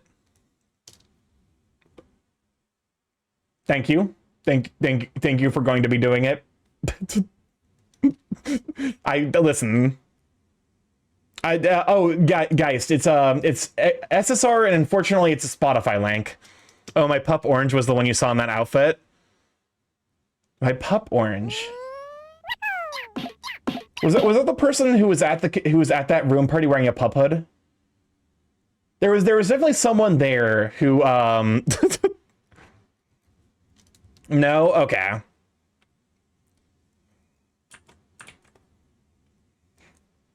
was like, I couldn't remember for sure. Did you get Starky Pup Hood? I'm not in a pup way. It's on the list of things that, like, if I know someone is into it, I will tease them about it, but it's definitely far from my personal interests. Orange had the long curly hair. Oh, doesn't ring a bell, unfortunately. Meanwhile, I'm in a cable knit sweater and slacks and a bicorn. What is a bicorn? Oh, like the hat. It's like wearing a collar. You are definitely in good company in regards to enjoying wearing a collar. Pup hoods are meh. I'm not personally a huge fan of them. Like I can very much like take it or leave it.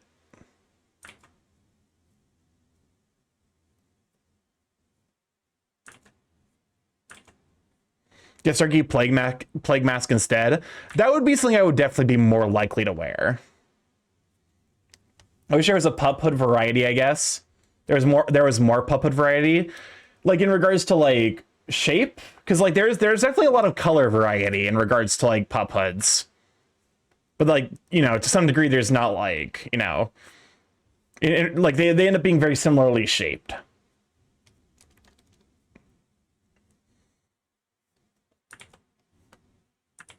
Like, but it's on that list of things where it's like if I know a friend is into it, I will tease them about it mercilessly. But it, you know, if left to my own devices, I would actively not engage with it. Shape, styles, yeah, color is all good, but it's always the same shape / pattern. You probably know who he was if you saw him in person. Again, anyways, my point is that this year he wanted to prove himself as he was more comfortable wearing clothes he actually wanted to wear, and he did all weekend. That's awesome. Are colors a kink thing or a fashion thing? Yes, they're both. There are more shapes, but they're custom and expensive. I have a friend with one. Welcome on to Suda. Glad to have you, sweet Bane. I'll be honest with you. I vaguely know what most of my mods are into. Suda's like Suda's the one that I don't necessarily know at all what he's into. So like I'm trying to collect data points about like his his interests, although it is a friend, so it's like, you know, I have a ton of friends who are into pup play, even though it's not my thing. He's in a coordinated non-kink outfit. It's like, yeah, you 100% can use them. It's entirely contextual, I think, like whether or not colors are a kink thing. And like there are going to be like contexts where they're like you know, it just like there's overlap. Guys, this is Spotify link. Unfortunately, I am still using Spotify because none of the other fucking like I haven't gotten any of the bots to work. I'm not a pup, but I guess I'm an ally in that. Yeah, that's fair. Okay, so, no, you're fine. If all his pup friends decided to be Starky would be the reluctant caretaker for the pups. Yeah, I guess. Yeah, that's to some degree where I'm at.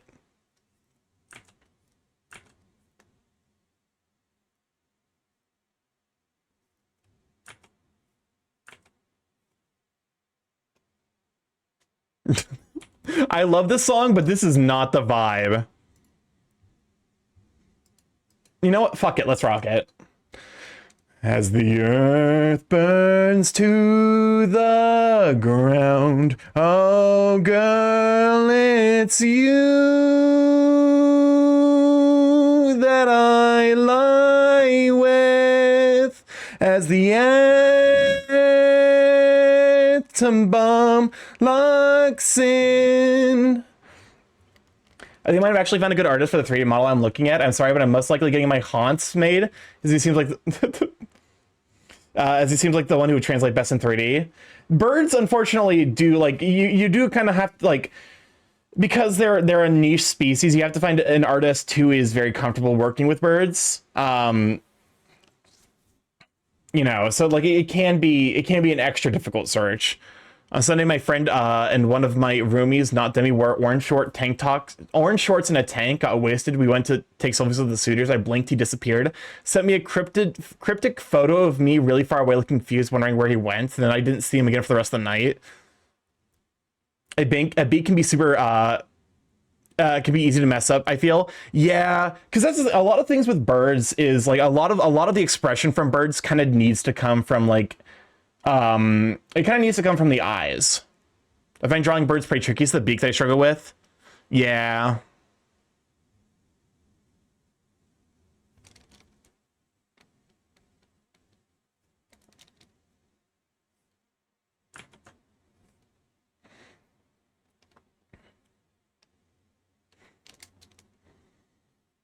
It is wild to think that this song was written because of a fan fiction about an affair between then Prime Minister Theresa May and Donald Trump. I love this song, but it does, to some degree, taint it, having that knowledge. Bird phrase are just silly little guys. Wait, really? To be fair, so the original artist did admit that that was what originally he wrote the song for, but he did go back afterwards to retroactively assign the song the value. Like, he had a cat who he passed away, and he retroactively dedicated this song to the cat, which I think is a little bit sweeter. Also, welcome on Erratic Phoenix. Glad to have you, Sweet Bean. But no, it was originally written because of a fan fiction. Which is, like, to some degree, very, very cursed knowledge.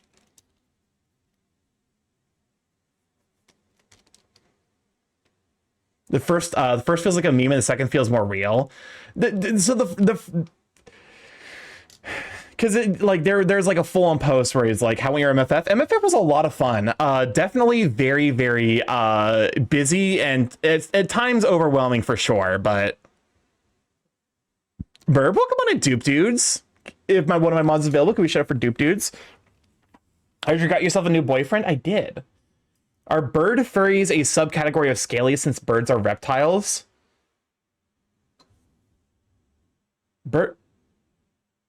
Birds came from reptiles, but they're their own, like, distinct category now. But also, yes, I did get hold up.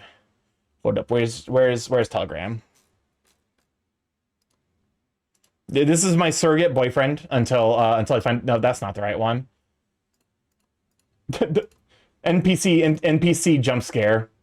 But yeah, this is I'm still I do like the name of Garuf for him as, like, you know, as werewolf.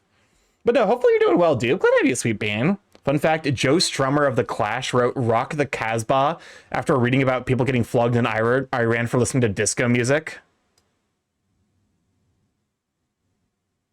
Damn, hold up. I'm making sure I caught up with everyone. Damn, that's what I have to compete with yet? I mean, he is 2 feet tall, so... But yes, he's very cuddly. Is that a weighted? It is not weighted. But it is like it's not especially weighted, but it is, like, in total, probably like probably like 4 or 5 pounds. It was definitely like he weighs enough where, like, it's not necessarily the easiest thing carrying him around in a convention. I'm 3 times that height. I think I win. Oh, are you about 6 foot? I am weighted, though. That is a nice upside. There's a werewolf. So is a werewolf a short king or a manlet? I like to think a short king.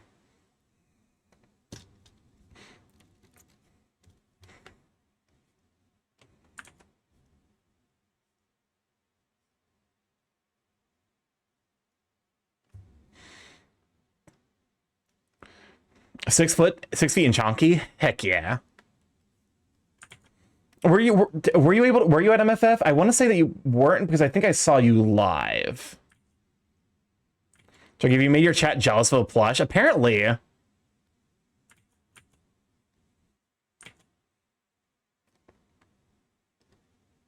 don't have MFF money. That's understandable. Sorry, can I send you the artist I'm looking at for my personal opinion after stream? Just want a second opinion before committing $900. Yeah, go for it.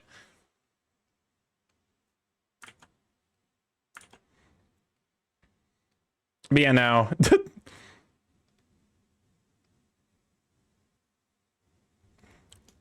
Starky, aren't you like a billion? I'm not that tall.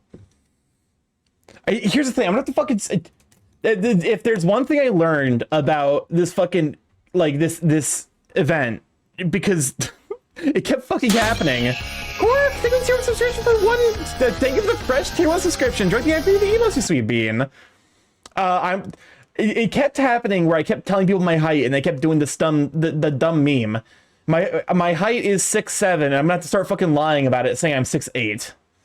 I'm just 5'10" and permanently lonely. Listen, In the furry community, you're going to find plenty of people who are taller than 6 foot. So if that's your speed, you will find them.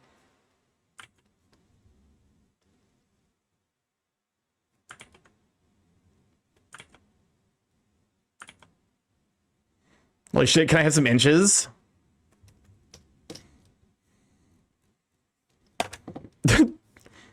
I mean, listen, you might want to rephrase that one just a touch, Cyberventure. I want the null one so much. The null one was very, very cute itself. Starky, you are also the same height as the artist I follow who also hates the meme. Who is this artist? I need someone I can cry, like I can share my suffering with.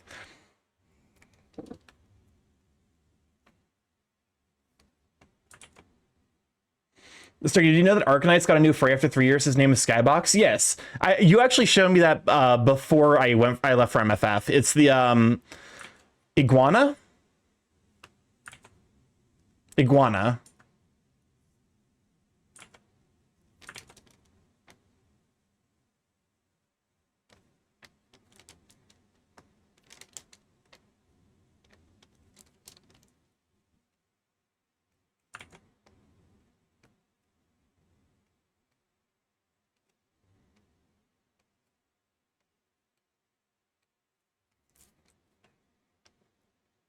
But now there's also a new NPC called Adonate.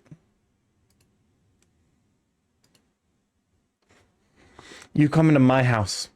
You come to me on the day of my return stream from MFF, and you show me a fucking horse. You show me a fucking horse. What the fuck is this?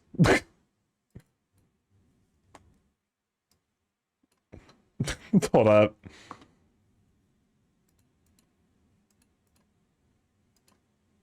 You bring to me on the day of my return stream from MFF a fucking horse.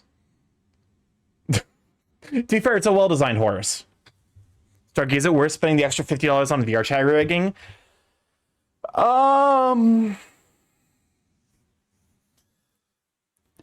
I would say yes, unless you are knowledgeable with Unity. Because rigging stuff in VR chat, like rigging stuff in Unity to get it set up for VR chat, isn't that bad, but it is annoying. And if someone is going to do it all, like, you know, they're probably going to do a better job rigging than you like, you know. One of the ads just used the phrase Pico filter to describe this technology, and I'm like, okay, so we're clearly lying. Scarf, they draw cute dragons, a little bit cute. Horse.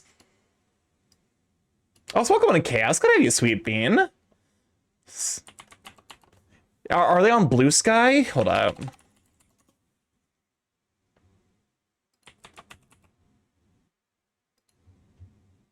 Oh, there they are. Okay. Okay, I'm live, but I have to repost this. Because fucking Scarf and I can suffer together. We both can suffer to have the haha funny meme height together. I'd say it's worth it if you're not interested in going through the complete understanding of 3D modeling. Because it's not necessarily the most difficult thing in the world to set it up, but you do have to understand 3D modeling, which is going to be like a meaningful barrier of entry. Getting it bloatable is easy. Making it work well is a nightmare. I would not wish it upon anyone. You need to have a solid understanding of the foundation in order to accurately set it up and make it changes. Yeah, so it's almost, I would say it's probably worth it. My main goal is getting the Blender files to work on MMD files.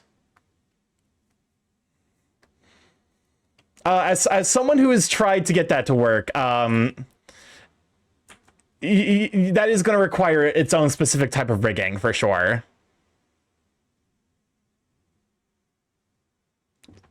Locke says I'm in trouble and need to be spanked. I don't know what I did. Anyways. Locke, come get your man. He's pressing. Come get your beetle. They're pressing buttons. Oh, God. Fucking...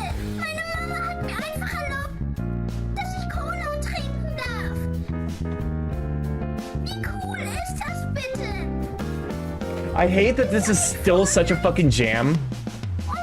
I cannot watch the original video without my brain auto-adding these fucking chords. My brain adds the jazz chords by default now. I can't escape it. Wie cool ist das bitte?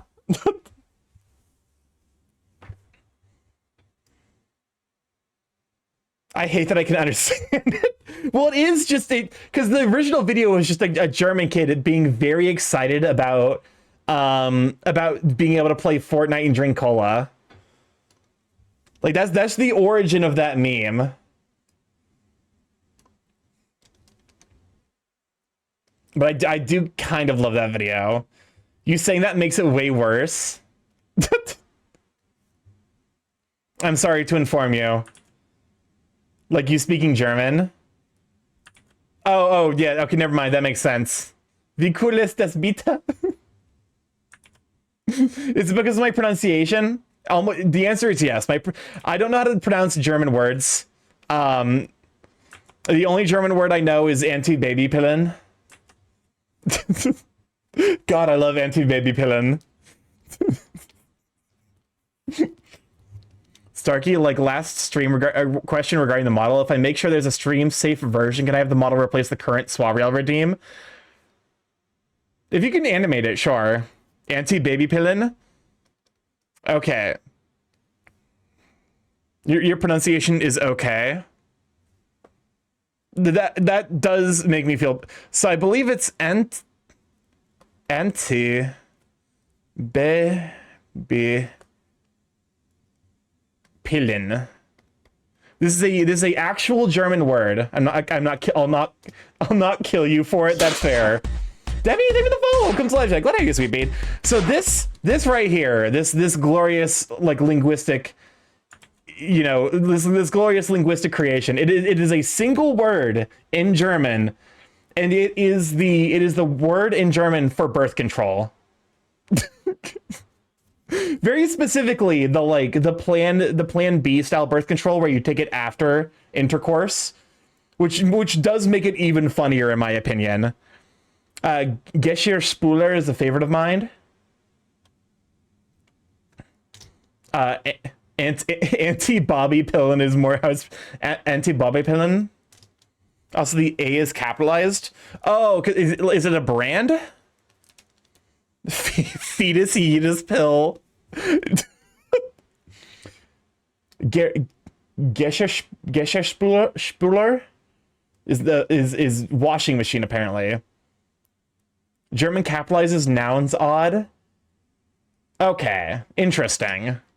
Starky, my cat curled up under my blankets to cuddle with me.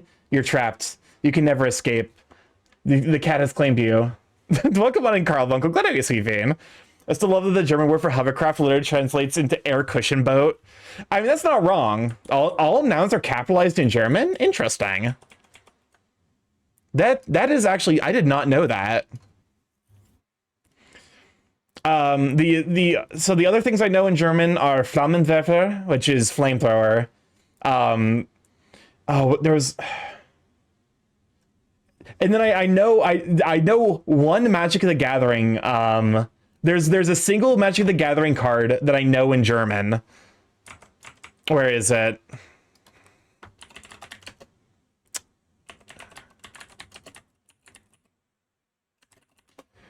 Because it takes up the entire fucking like text box. Excuse me, DuckDuckGo, I asked for, there it is. Do I need help on stream and help you out with that shit stork? No. No, I found it. The German version of Wormcoil Engine, the Magic the Gathering card, is Wurmspiral Maschinen. Wait, hold up, that's not right. It's Wurmspiral Maschine? I thought it was Maschinen. I might be misremembering. Oh, no, is this stuff from Bleach anime, the Quincy stuff? But no, something about Wurmspiral Machine is so fun. Like this? Oh, that's fun. Well, no more. Honestly, send Germany after me. I deserve it.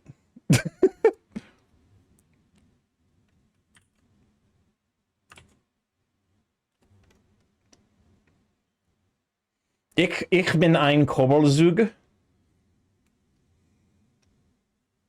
No, it's a machine, because it's one, not multiple.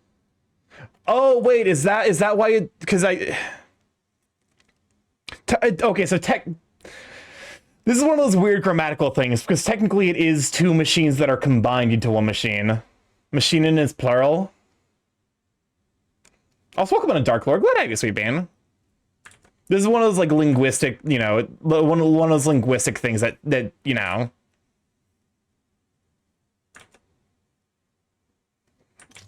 But no. I took Spanish in high school, so puedo hablar un poquito de español. Yo sé que tengo un acento muy gringo, pero puedo, you know, entiendo un poquito. Necesito ver más streams españoles. Plurals can be a little confusing in German.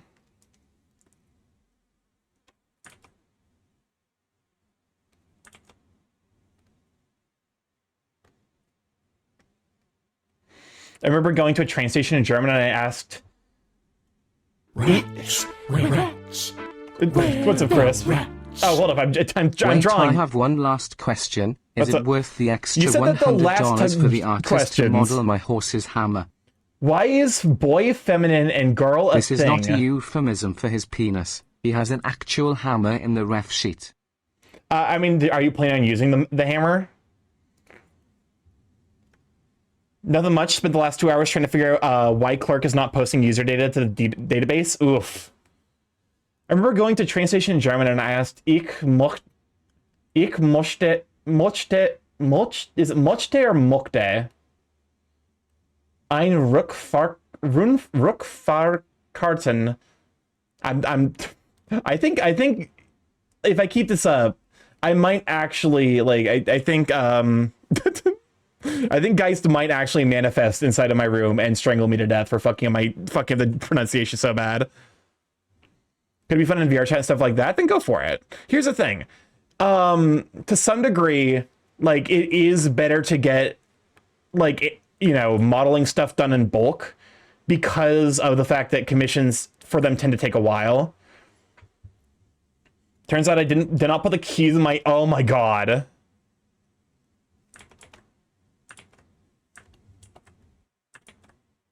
Yeah, that'll do it.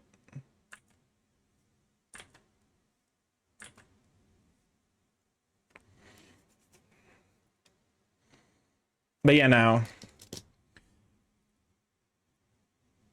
And the ticket agent asked me something when I asked to continue the conversation in English. She said I wasn't talking into the mic. Please drag me into call. I need to fix you. The thing is, I'm not on the call tonight. We'll stop with the German. I have a song to add to the queue, and I'm sorry, Starky. Let's see. You're killing an apathy. You're immune. What the fuck? I was basically asking for a return ticket to Kaiserslautern for 2 people, and I spent ages practicing the line only for the ticket agent to not hear me because I wasn't talking into the mic. That's really funny, actually. To be fair, like, I do get that. Because, like, it is the thing that, like, it happens with, I think, everyone with various languages, where, like, if you want to practice a language, you can't, it becomes like a game of, like, you can't let them know that you speak another language, because they might want to switch, so that way you're more comfortable. But if you're trying to practice a language, you actively do not want them to switch. Luckily, my Spanish is good enough to at least, like, my Spanish is good enough to be fluent passing in text. In terms of spoken, I don't think it's quite that good. Especially because, like, I almost certainly have a relatively thick accent. I mean, I added a 7-minute song about someone contemplating suicide. I don't think there's something anything to apologize for. That's fair. Well, here's the thing. He put the Grinch Christmas Carol in there. Literally every Anglophone in Quebec. Well, here's the thing. That's because French as a language is like a nightmare. It's not like that bad, but like the people who speak French, like speak French, that are like specifically in Quebec and Paris are so opinionated about the correct ways to speak French. It's a special version of the Grinch Carol. Oh God. I swear to God, if you fucking added like a trap bass version of it. Also, that's a uniquely English experience because nobody just switches to German to help you out unless you're in Germany. That's fair. I have seen people do it with Spanish, where like there's like, you know, like, you know, trying to speak Spanish, like, you know, people are practicing their English and then people will just switch to Spanish. French is the most German of the Latin languages.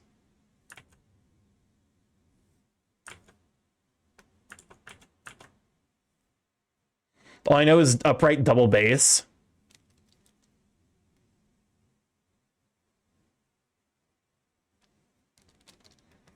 What is a trap bass? Trap bass. We're not getting into genre semantics.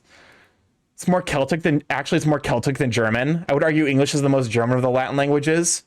I saw a video about a post where someone was learning about the languages, including slangs and mannerisms, to the point where they speak like a native speaker, then accidentally fall and begin to fake amnesia.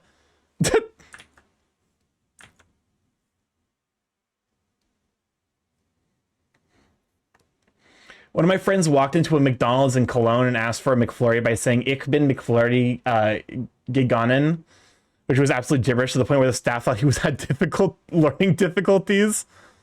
It's something to the like. I don't know German, so I'm pretty sure "Ich bin" is not like I want. We've absorbed almost the entire Latin lexicon. Yeah, Latin, to be honest, has kind of like it. People say it's a dead language, but it very much lives on in specific contexts in English. Like Latin as a functional language is still very much a thing in like, you know, the medical and legal sphere.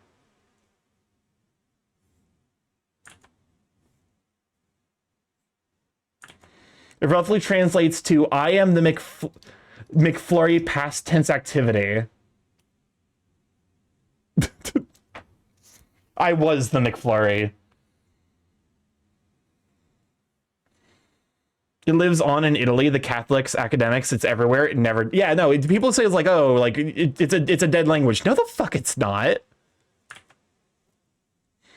Okay, I guess it's fair. It kind of depends on how you define a dead language, because it's like if there's people there who like speak it as their like primary language, then by that metric, yes, it would be a dead language. But like there, you know, it still very much exists. You know, vis-a-vis people speaking it in casual. You know, it's like Esperanto. To be fair, Esperanto is like a fascinating, like, because my understanding is that part of why Esperanto failed is because that when it was constructed, it almost exclusively, "I became McFlurry, walk away" is a sentence I was not expecting to read. That's really fucking funny, to be fair.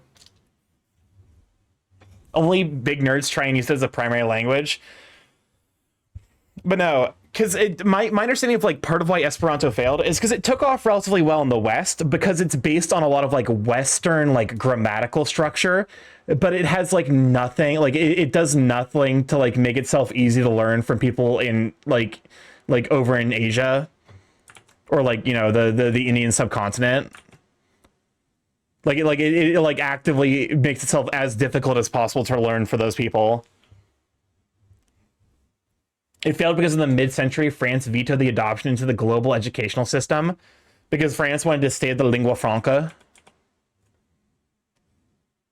Instead of Esperanto being the global lingua franca. I mean, it would have been used inside of Europe, but I don't necessarily think it would have caught on outside of Europe, where like, you know, Europe and in North America probably. A lot of words English speakers think are English words are actually bastardized French terms, and English is far from the only language that did this. Okay. I genuinely think the fact that English is a dumb, like, it is my sincere opinion that English's biggest strength as a language is the fact that it does not take itself too seriously. that we are willing to just like borrow entire fucking like sentence structures from other languages and just be like, yeah, that's English now. Fucking like, okay, c'est la vie is a French phrase, but if you said that to an American, like if you said that to someone who speaks English, it sees so much use in English, you know, in English conversations that I genuinely think like it to some degree has almost been like kind of canonized in English as like that's life. We don't speak English, we speak American, we colonize languages and look at you weird if you say if you say you made it first. The French word for weekend is weekend. That's really fucking funny because learning that the French word for today is aujourd'hui. It was an entire fucking like that definitely like confused. I'm like, that's such a fucking long like. What the fuck do you mean? you have 3 like it's today. It's not even is it just like it's an extra syllable, but it's also like an extra syllable that is specifically as slow to pronounce as possible. Because le fin de semaine fucking sucks to say.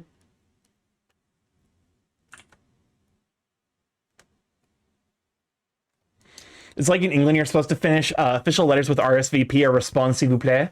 Yeah, RSVP is like yes, RSVP is actually like a classic example of like another language that's kind of been, it's like an idea or a phrase in another language that's somewhat been subsumed inside of English.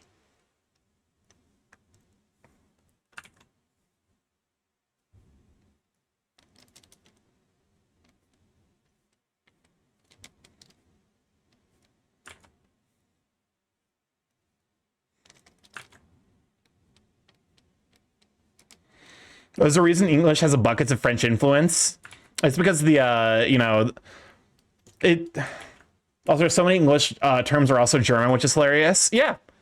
Because I think that like the way, the best explanation I've ever had for like the fantasy equivalent of common is like, it just borrows like all of the shit. It's like, oh, all of the fanciful terms are like Elvish. It's just like, oh yes, like the swears are dwarvish, like it just borrows terms wholesale from other languages and kind of fucking mishmashes them together into an overarching language, and I think that's what English has become.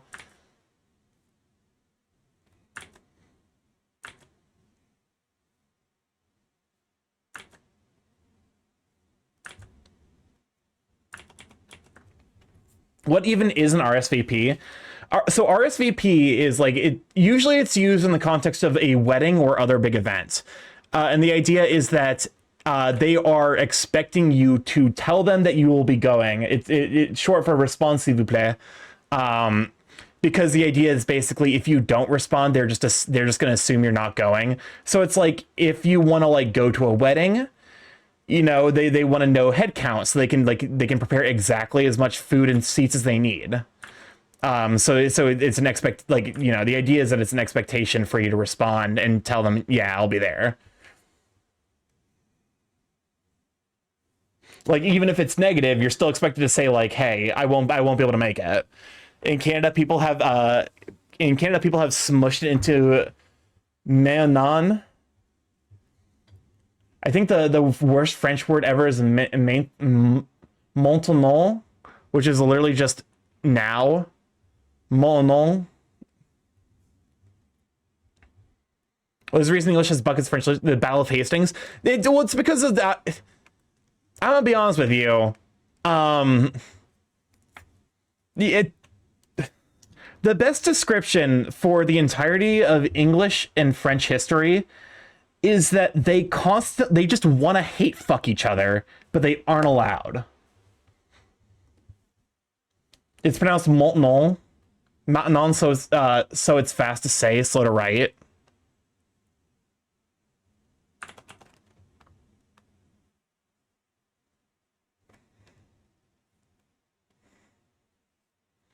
Like, England and France, like, the history of English and French, like, you know, conflict is basically like you know those couples that are like super duper toxic, like they are actively as bad for. Oh, Sir Billion, thank you for the follow. Welcome to live chat. Glad to have you, Sweet Bean. Hold up a moment. Did I perchance let me check that. I did. I ran into you at MFF. It was so good seeing you. I think it was at the oh, where was it? I'm completely blanking on it. Tall. Oh, it was at a dealer's den, if memory serves. Or no, it was the Pfeffer roundup, wasn't it? Mishmash language. Turns out the island populates by Celts, Anglo-Saxons, French, Germans, Scandinavians, and Dutch has a mishmash language. But no, welcome on in. It was really great getting to meet you. Almost every language on Earth is a mishmash, though. Yeah.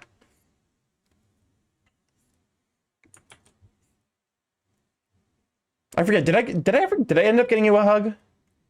I think I gave you a hug, but I don't think I ended up giving you uppies, which I probably should have offered. I need to be better at offering uppies.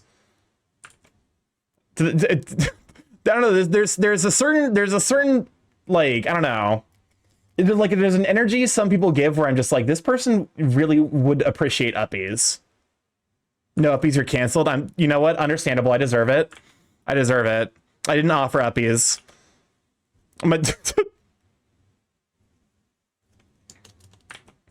But no, hopefully, you ended up making it home safe from MFF. It was really good, really great getting to meet you. Okay. Hold up, I've this visible still. The part of England I'm from traditionally speaks English with Dutch grammar. The 100-Year War boils down to the English kings did not want to swear fealty to the French kings for the territories in France. That's right. That's like I was gonna say. The history of England and France is they're just like that really toxic couple that can't, like they just can't stop getting back together. Or like, you know, it's like they're constantly fighting and at each other's throats.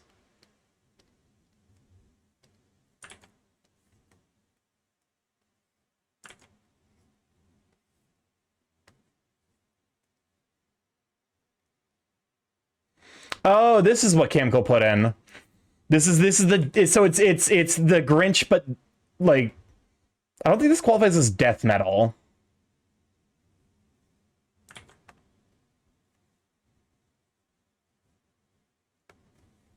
It's definitely some flavor of metal. I'm not a metalhead myself. I used to enjoy metal, but that was mostly at the behest of my brother because he's a huge metal enjoyer.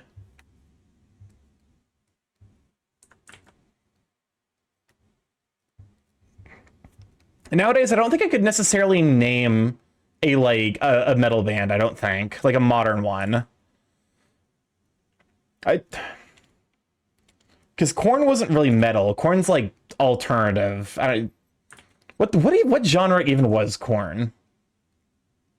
I guess Disturbed. I enjoyed that a lot when I was younger. I used to enjoy mainly because my local was a metal joint. Are your nanobots not made of metal? If they aren't you literally a metalhead?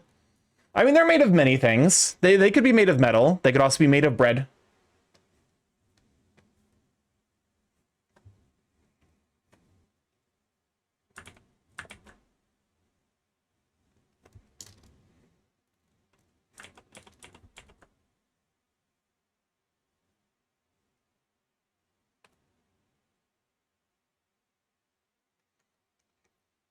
100-Year Wars is caused by the Capetian dynasty dying out and Edward III trying to claim the throne through his mother's, Isabel the She-Wolf of France, claim, while the French appointed the Valois family as they were the next heirs under the Salic inheritance laws.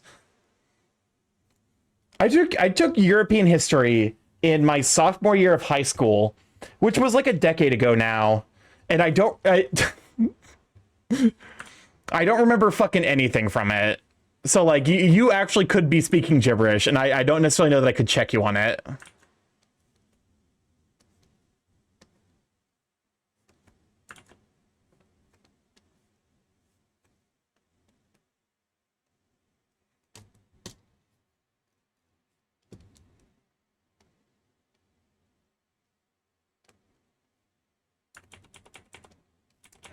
So I'm not really vibing with this hair.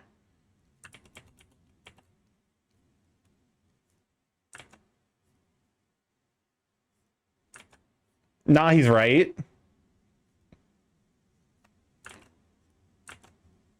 Welcome on, Meaty. Glad to have you, Sweet Bean. It was so good getting to see you at MFF.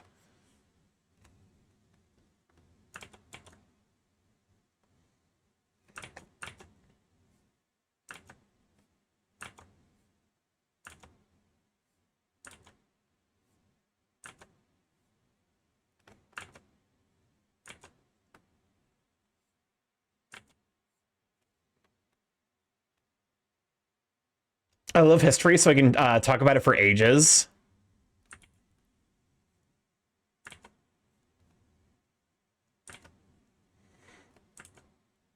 So is history your Roman Empire then?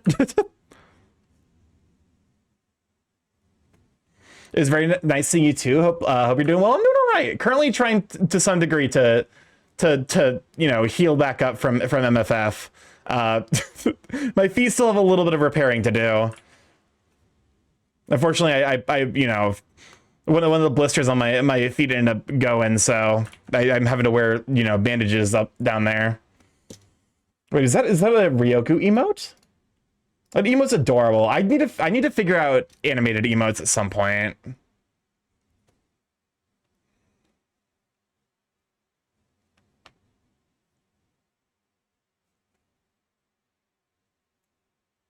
Probably because I find myself thinking about the maritime history surprisingly often. You do? Listen, animated emotes are hard, man.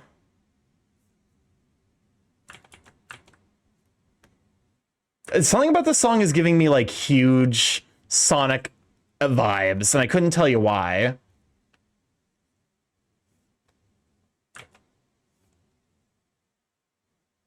Blisters down there. Damn, Starky, that busy. To be fair, I was wearing some shoes that I probably should have tossed out a while ago. But yeah, I was. I don't think I. There was like, let's see, I sat down for meals, and outside of that, I think I sat down for like a collective like 2 hours across the entire weekend. I party hard during conventions.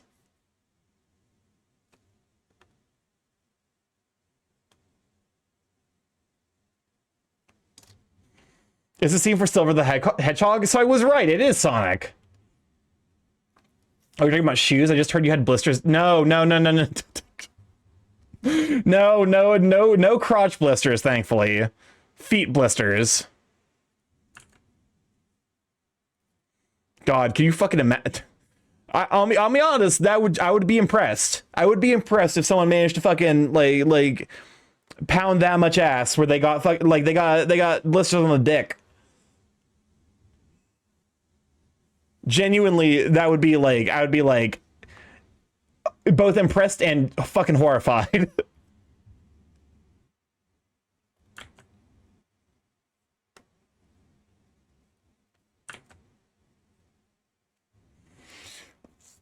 Also, saying I had to work after the con, so I'm still kind of tired of vibing right now since I'm off. Well, here's hoping that like you get some proper relaxation time in. God knows I could use some myself. So, I mean, Bam has managed to get sore from too much action. That actually doesn't surprise me. Having seen worse penal. Moderators, delete that message. Cyberventure, I appreciate. Genuinely impressive that that message does need to go, but impressive that you managed to make something that truly terrible. Thank you, Suda. To some degree, I am trying to like clean up, avoid going too cursed. Welcome on, Gladiator. Glad you, Sweet Bean. How you holding up? Glad to have ya.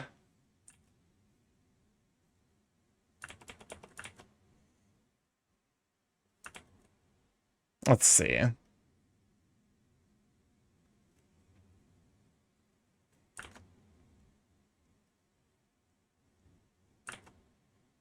Oh, think of the save reminder and also the hydrate. Sorry, this song is the ending theme of Sonic 06, although it was originally written about a past very gay crush to the composer. When I worked as an accountant in a cheese factory, I once saw someone's hand get degloved, and that was terrible enough. Yeah. The human body is made of goop. You just never really, like, you just don't consider it all the time. The worst blisters I had made, managed. The worst blisters I had was managed to blister both my hands. Tag. Can you show for tag? Made it back home. I'm glad to hear it.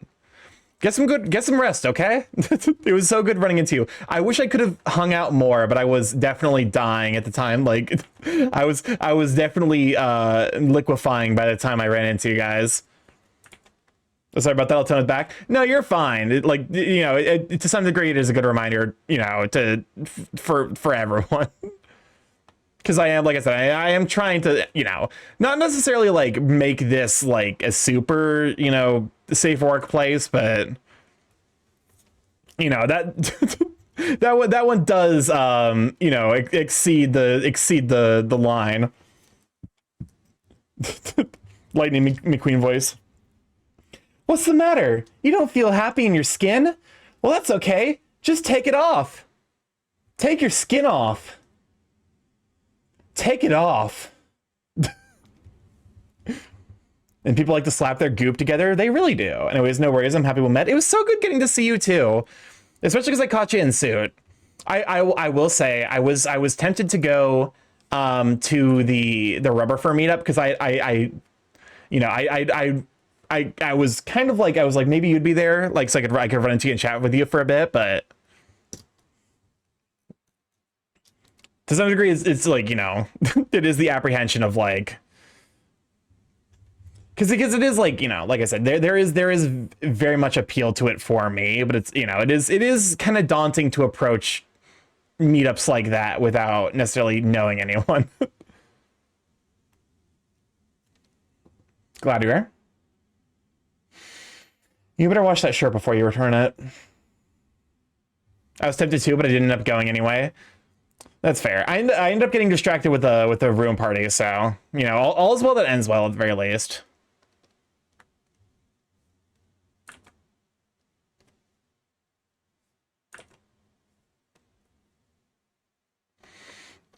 Well, the funniest thing I saw was when I was working as an accountant in a makeup factory, and I saw one of the line staff open a barrel wrong, got covered in approximately 2 tons of glitter oil. I did end up being shiny on Saturday evening. Heck yeah. Definitely sounds like a lot of fun. Let's see. Yeah, so that was the evening where the meetup did happen.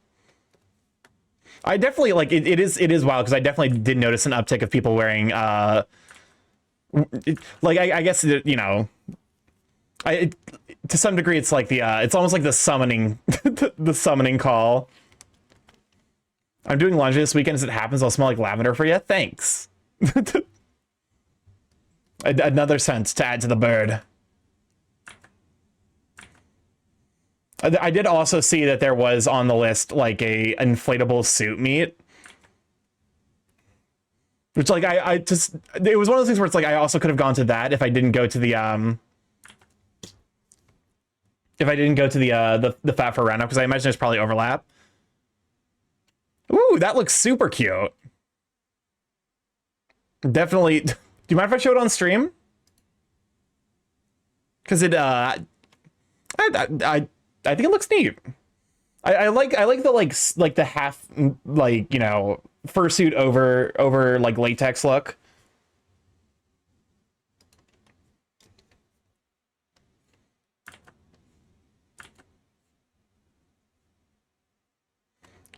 I don't know. It's something about this like, it's very like, it's almost, it's not quite TF core, but it is kind of like in that same vein almost. Now my brain visualizing how the mechanics of taking your skin off would work, and I came up to the realization that would make a Slovene. Isn't that like the D&D class? Or the D&D race? But no, you look very, very handsome and all that.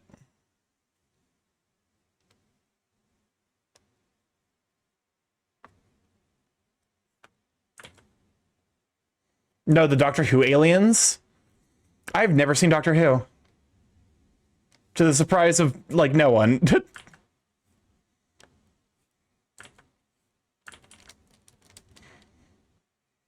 The only episode of Doctor Who I've seen was the,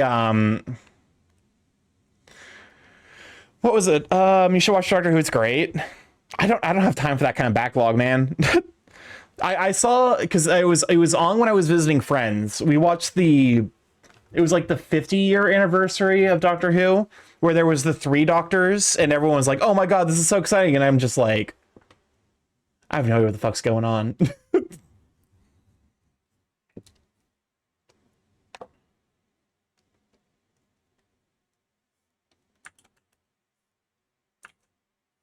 Yeah, no. If hold up, you don't stream, but I'm like, maybe we can bully you. But yeah, no. If Tag has done a bunch of my emotes, also they are tag on I believe most platforms. So if you like you know, squeaky / rubbery stuff, if you like the PNG tubers, you actually do a lot of stuff around Twitch. Because I'm pretty sure you did like Sid's current PNG tuber. You did the PNG tuber for. I'm trying to think of who all. Was it Felix? I definitely ran into Felix at MFF, but exactly in Squeaky's best. Heck yeah. I've done a few. Oh, the one with the Barty Crush Jr., Ollivander, and Daemon Targaryen.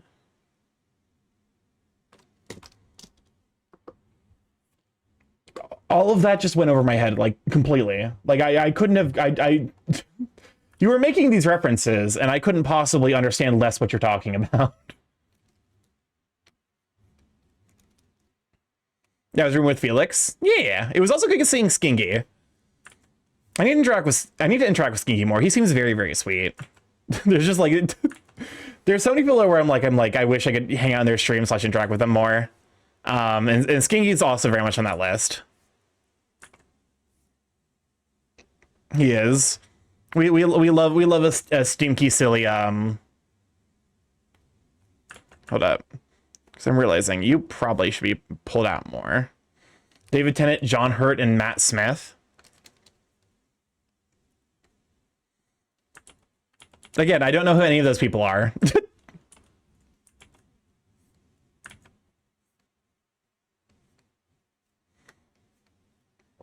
Man, no, like, Skinny seems very, very sweet.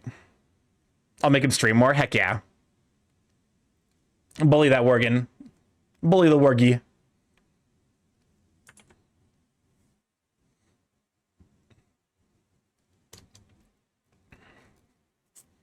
But no, I'd love to see him around stream more.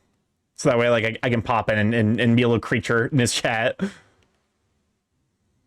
There's also, to some degree, like, I need to be also better about, like, you know, reaching out and interacting with people in, like, DMs.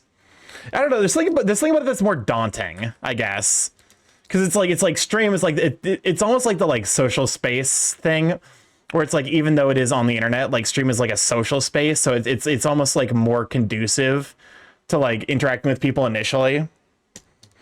John Hurt was Kanan Alien, the person the chestburster emerges from.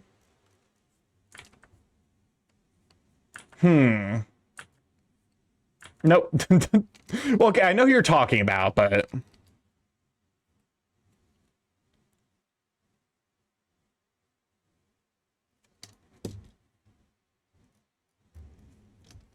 Let's see. I don't know, like, to some degree, you know... Skinny and I always happen to interact with people. Next time I'll track you down. Heck yeah. I think, like, if there's one genuinely amazing thing for me specifically about furry conventions, is that, like, I know people at them tend to be more comfortable with, like, physical contact. So, like, I'm a very physically affectionate person. So, like, you know, being able to give people hugs and uppies And in the rare chance where like there's downtime, like actually like full force cuddles is genuinely always so nice.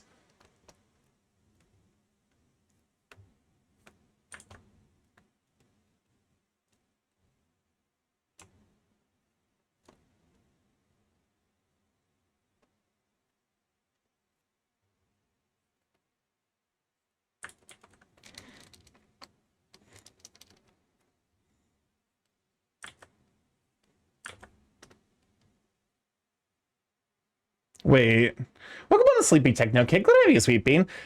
I think I ran into you at MFF as well. Wait, I already drew this?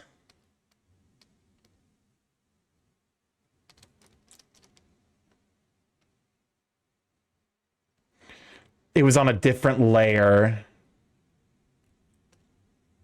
Hello, and yeah, we did for sure. I'm glad I was able to run into you. It's one of those things where like it's genuinely like, I don't know, it's a little flustering, I guess, to like go to a convention and have a bunch of people who was like, yeah, I lurk in your stream sometime, like like just run into me and be like, oh my god. It happened a couple of times this con, and it was definitely like, it was always great to just have people be like, yeah, I know your stuff. But it's also like weird because I'm just like, how do you know who I am? I'm fine with contact, but I also learned if I get started, I reflex elbow people. I that's fair. I'm definitely the kind of person where I'm like, I ask first. In terms of like surprises, I don't think I would do surprise contact with anyone unless like I was very like intimately close with them. Yeah, same here, was quite the surprise, but awesome to meet you. Gosh, because it's just like, I don't know. Like to some degree, like I always think of this stuff as just like hobby, and like to some degree, I am aware that like also I am known almost more as a mod than as a streamer. It's like, you know. Like modding for two relatively big names in the furry sphere does mean that it's like, yeah, like people know me as, you know, it's like there are people who's like, I recognize you, but I don't necessarily know where I recognize you from. And I'm like, if you know me and you're like, if you know me but you don't know where, it's probably not because you've seen the stream. It's probably because like I hang out in DA's or Pub Mud stream. And that happened a couple of times, and that was also kind of like wild. To some degree, like it happened a lot at the Fat for roundup, and so I'm just like, yeah, this one, a lot of this is DA's fault.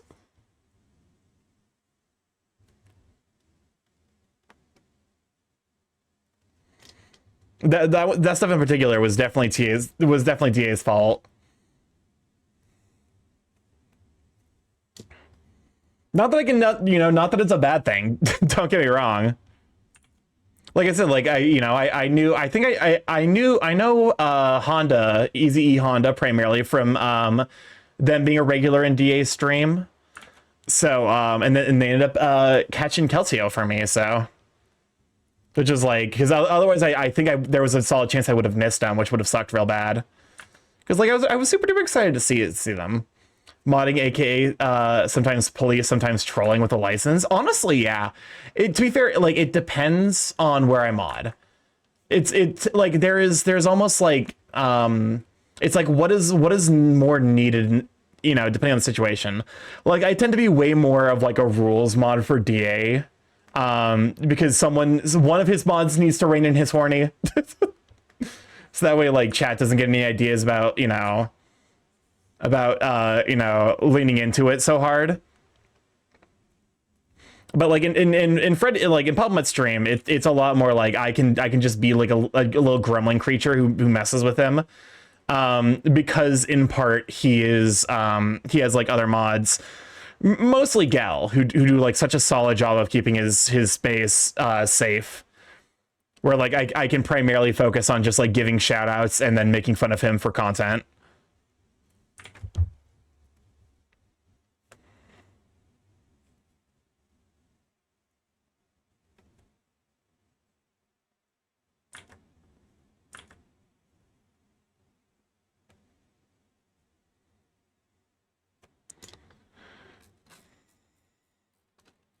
Nah, I'm not liking the feathers. Welcome on in, Trob. Glad to have you, Sweet Beans. Starky is me. Storky. StarkyMorph.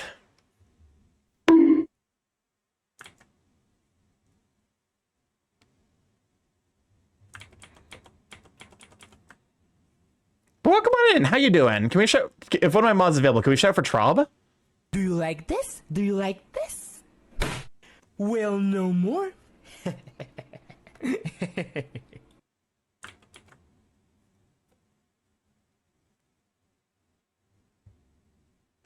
Torky Morb.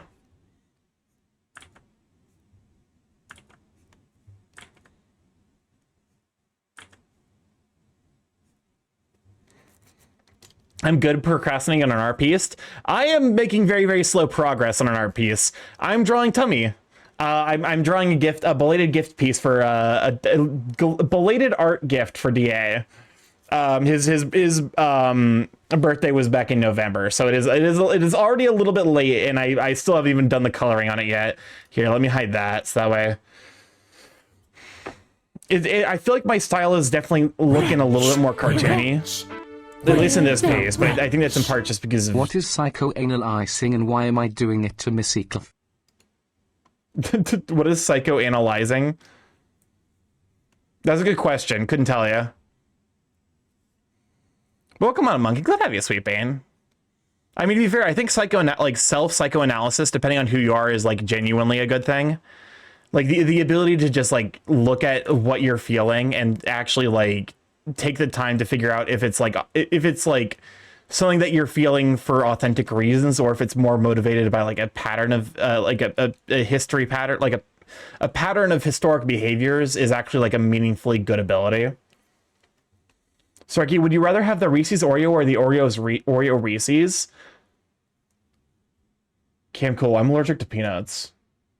I have like a peanut intolerance. It's not like a severe allergy, but it's Carmelo. Thank you for the follow. Welcome to Live Check. Glad to have you, Sweet Bean. Wait, you should show Monkey the DIY icicle tree. Oh yeah, we should show Monkey the tree. Oh, I did not remember that. Hey Monkey, did you want to see the cum tree? Here, let's help you with the psychoanalysis. When you see the cum tree, how do you feel? I'm like a vampire incapable of self-reflection. Or did the TTS pronounce it like psychoanalyze?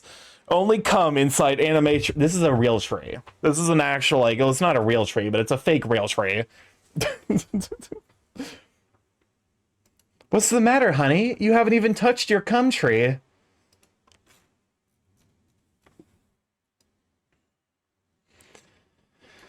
I definitely like, I don't know. I'm feeling the flaw. Like I'm definitely starting to feel / see the flaws of the sketch that I made, but like we are far enough into the process. It's the Jismus tree. Oh, it's certainly gonna be a white Christmas. That's for sure.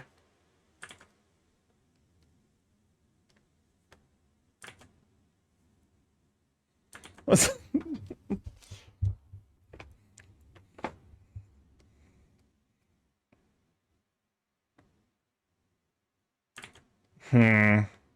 Oh my god, I've had stabilization turned down this entire fucking time since I wrote the word anti-baby pillin. Anti-baby pillin. No wonder my lines have felt like shit.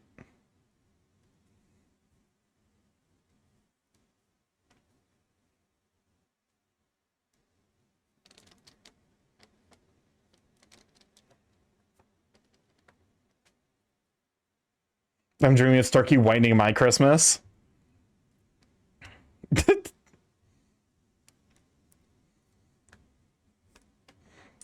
Listen. I can do that. I feel like sometimes I say listen and I like I'm supposed to like transition to something relatively smooth and I just biff it every time. This the way that this is shaped does kind of make it look like I got a gigantic square-shaped ass. And I'm not the hugest fan of that.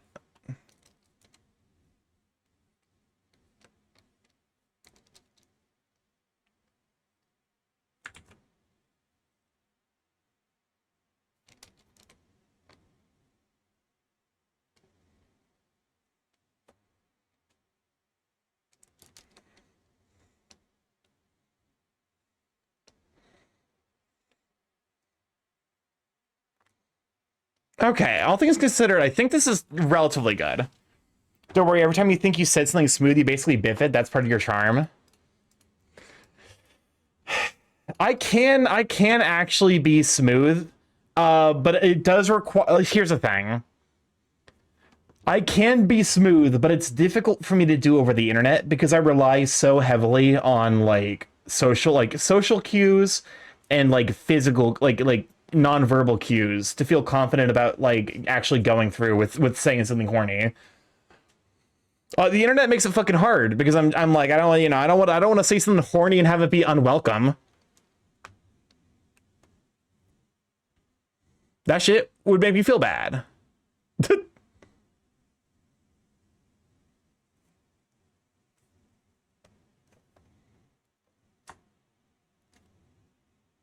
Sorry, media. It's S exclamation mark SSR and then a Spotify. Sure, hun, sure.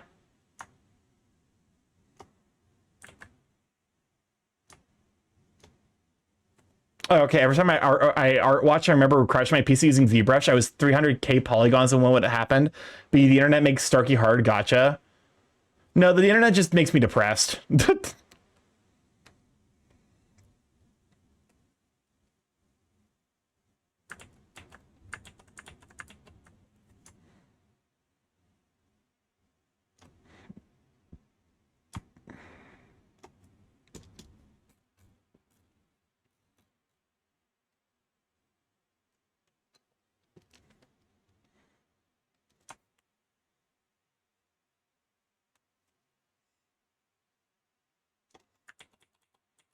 Okay.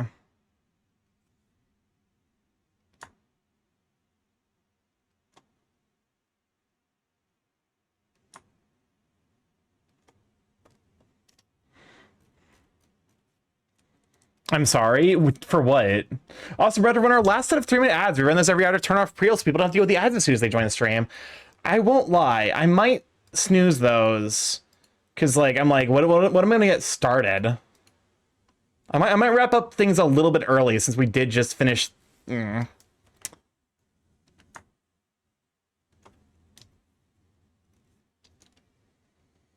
Life is a cage and death is the key is too fucking metal for the year come won't last video. Scoosy?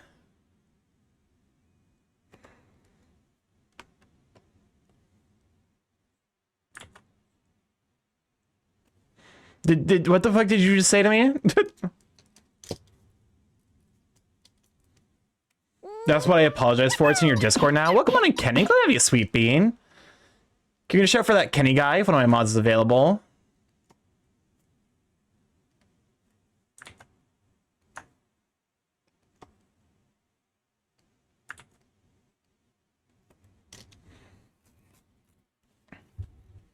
Okay.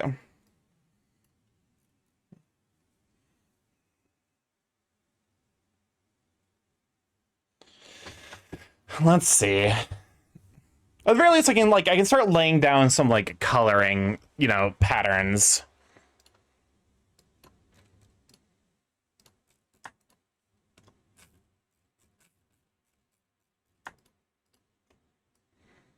I will say, what? For the first time. What happened? Of dubbing 22 episodes within 2 days. That was tough. Oh yeah, that's right. You're doing another big dub, aren't you? Like congrats on landing another one. Like I said, at this point I more or less have made peace that like the only way I'm going to be able to voice anything major is if I write it myself.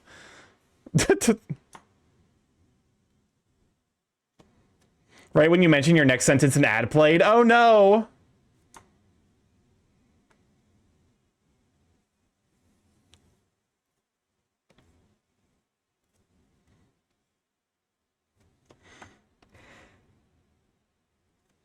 Okay. Here.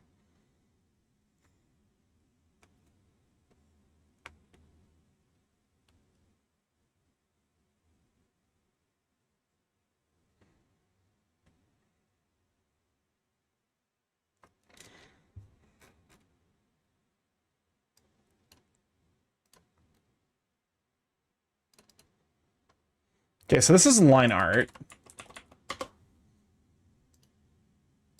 New raster layer. This is gonna be color flats.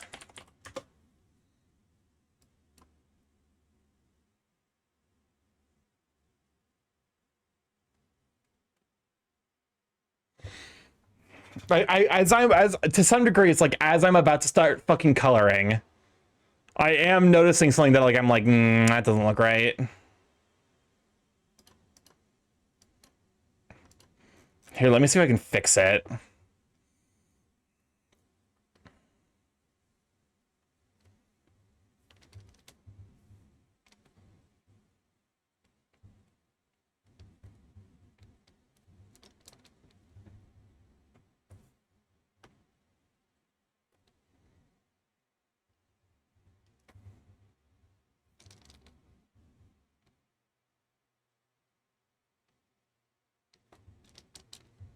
What is this? What is this song?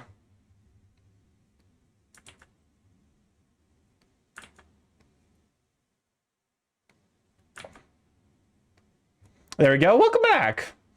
But, you know, congrats on landing another big role. Like I said, if I ever am gonna like voice something major, it's because I wrote it myself. Which I am gonna have to re-record some of my like voice lines for the essay, because I'm not gonna be able to get it out before the Game Awards like happens. So you know, I am realistically gonna have to wait until it comes out and then.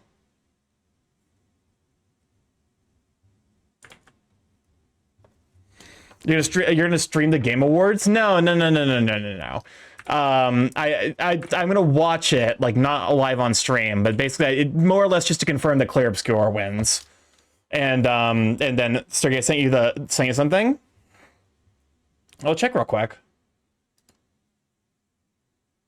Ooh, working on I'm assuming this is a Space Marine. Like I said, I'm not the most well versed in 40k. I think that this is a Space Marine. The butterfly meme. Is this a Space Marine? Yeah, Space Marine Terminator. Okay, perfect. But yeah, no. So like, I mostly I'm just gonna watch it. I'm not even gonna fucking watch it. I'm just gonna like read the results later to confirm the Clear Obscure won Game of the Year, and then like I'm gonna have to like. Also, like as I was rewriting it, like there's part of me that like does kind of feel like I need to readjust the ending because it's not necessarily as good as I was hoping. I'll make a Warhammer. I'll make a 40k nerd out of you before long. Sincerely, good fucking luck. And I don't mean that like to be oppositional. I mean it as like I do not have the fucking money, man. Unless you're willing to buy me an entire set. I'm looking for the DOS 3 announcement in Game Awards. What is DOS 3? That doesn't ring a bell.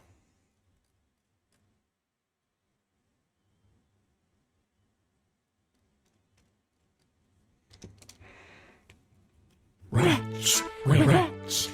We're What's up, Chris? Rats. I'm not watching the Game Awards sober. It's 4 hours of ads for games you won't hear about again and LV service games that won't last 2 years with a shitty Muppet segment put somewhere in the middle. I mean, you're not wrong. You're not incorrect. Like the last game that I've been hyped for did release this year, so I don't have any reason to give a shit anymore.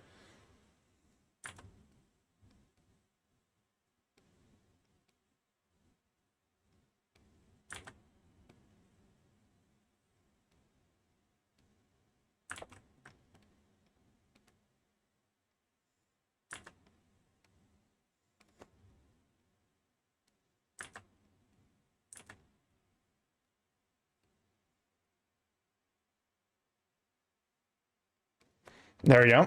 Divinity Original Sin. Oh, that's right, by the Larian Studios, right? First episode, I'll have to strap you down like Malcolm McDowell in A Clockwork Orange. The only game I was excited for fired half the... Oh, yeah, that's right. Fucking... Apparently, they straight up admitted to the fact that they did that shit, like, to avoid having to pay out. So, like, there's some wild shit happening on with that lawsuit.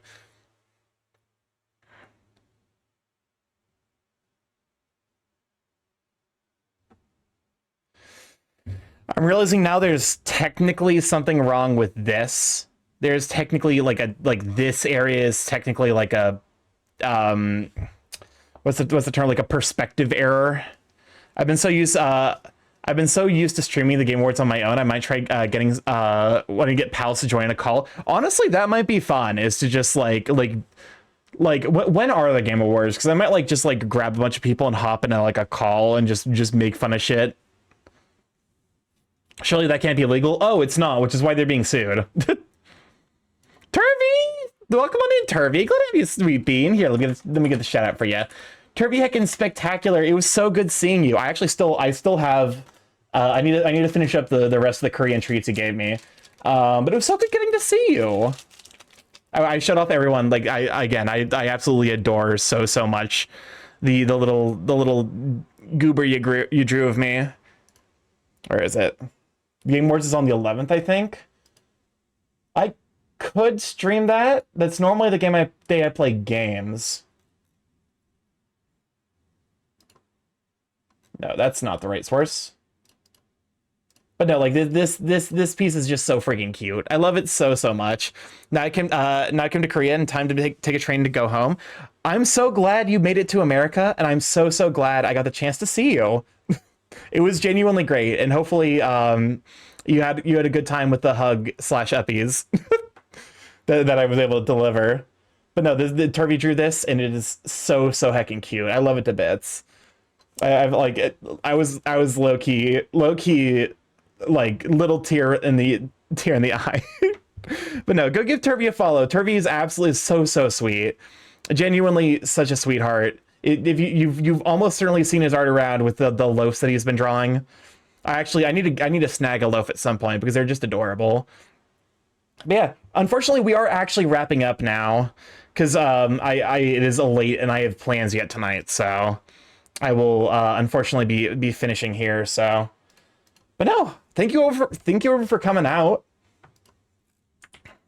Let's see, go ahead and save that real quick. Oh shoot, it's fine. It's not that big of a deal. Okay, let's see. Let's use live so we can rate over. Hopefully someone that I was able to catch an MFF. Anyway, I'm gonna lurk now. I was happy to meet you. It was so good getting to see you too.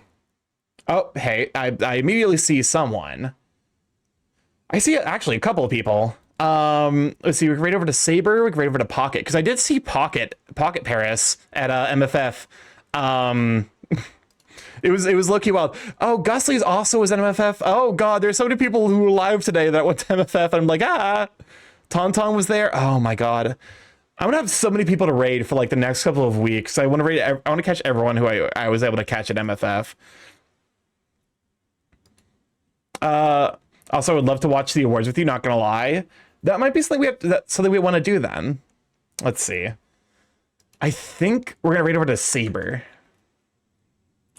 If you have my emotes or whoever's emotes, go ahead and use those. Go get Gusly.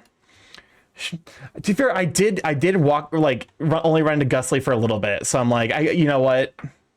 But also Gusly's been going for 4 hours. So I'm like, I don't want to like raid into him as like he's about to wrap up. Start the raid over to Saber Big Cat. If this is your first time here, I'm StarkyMorph, Big Chaos Curly Internet, where I stream live every Monday, Tuesday, Thursday, Friday from 7 to 10 p.m. EST.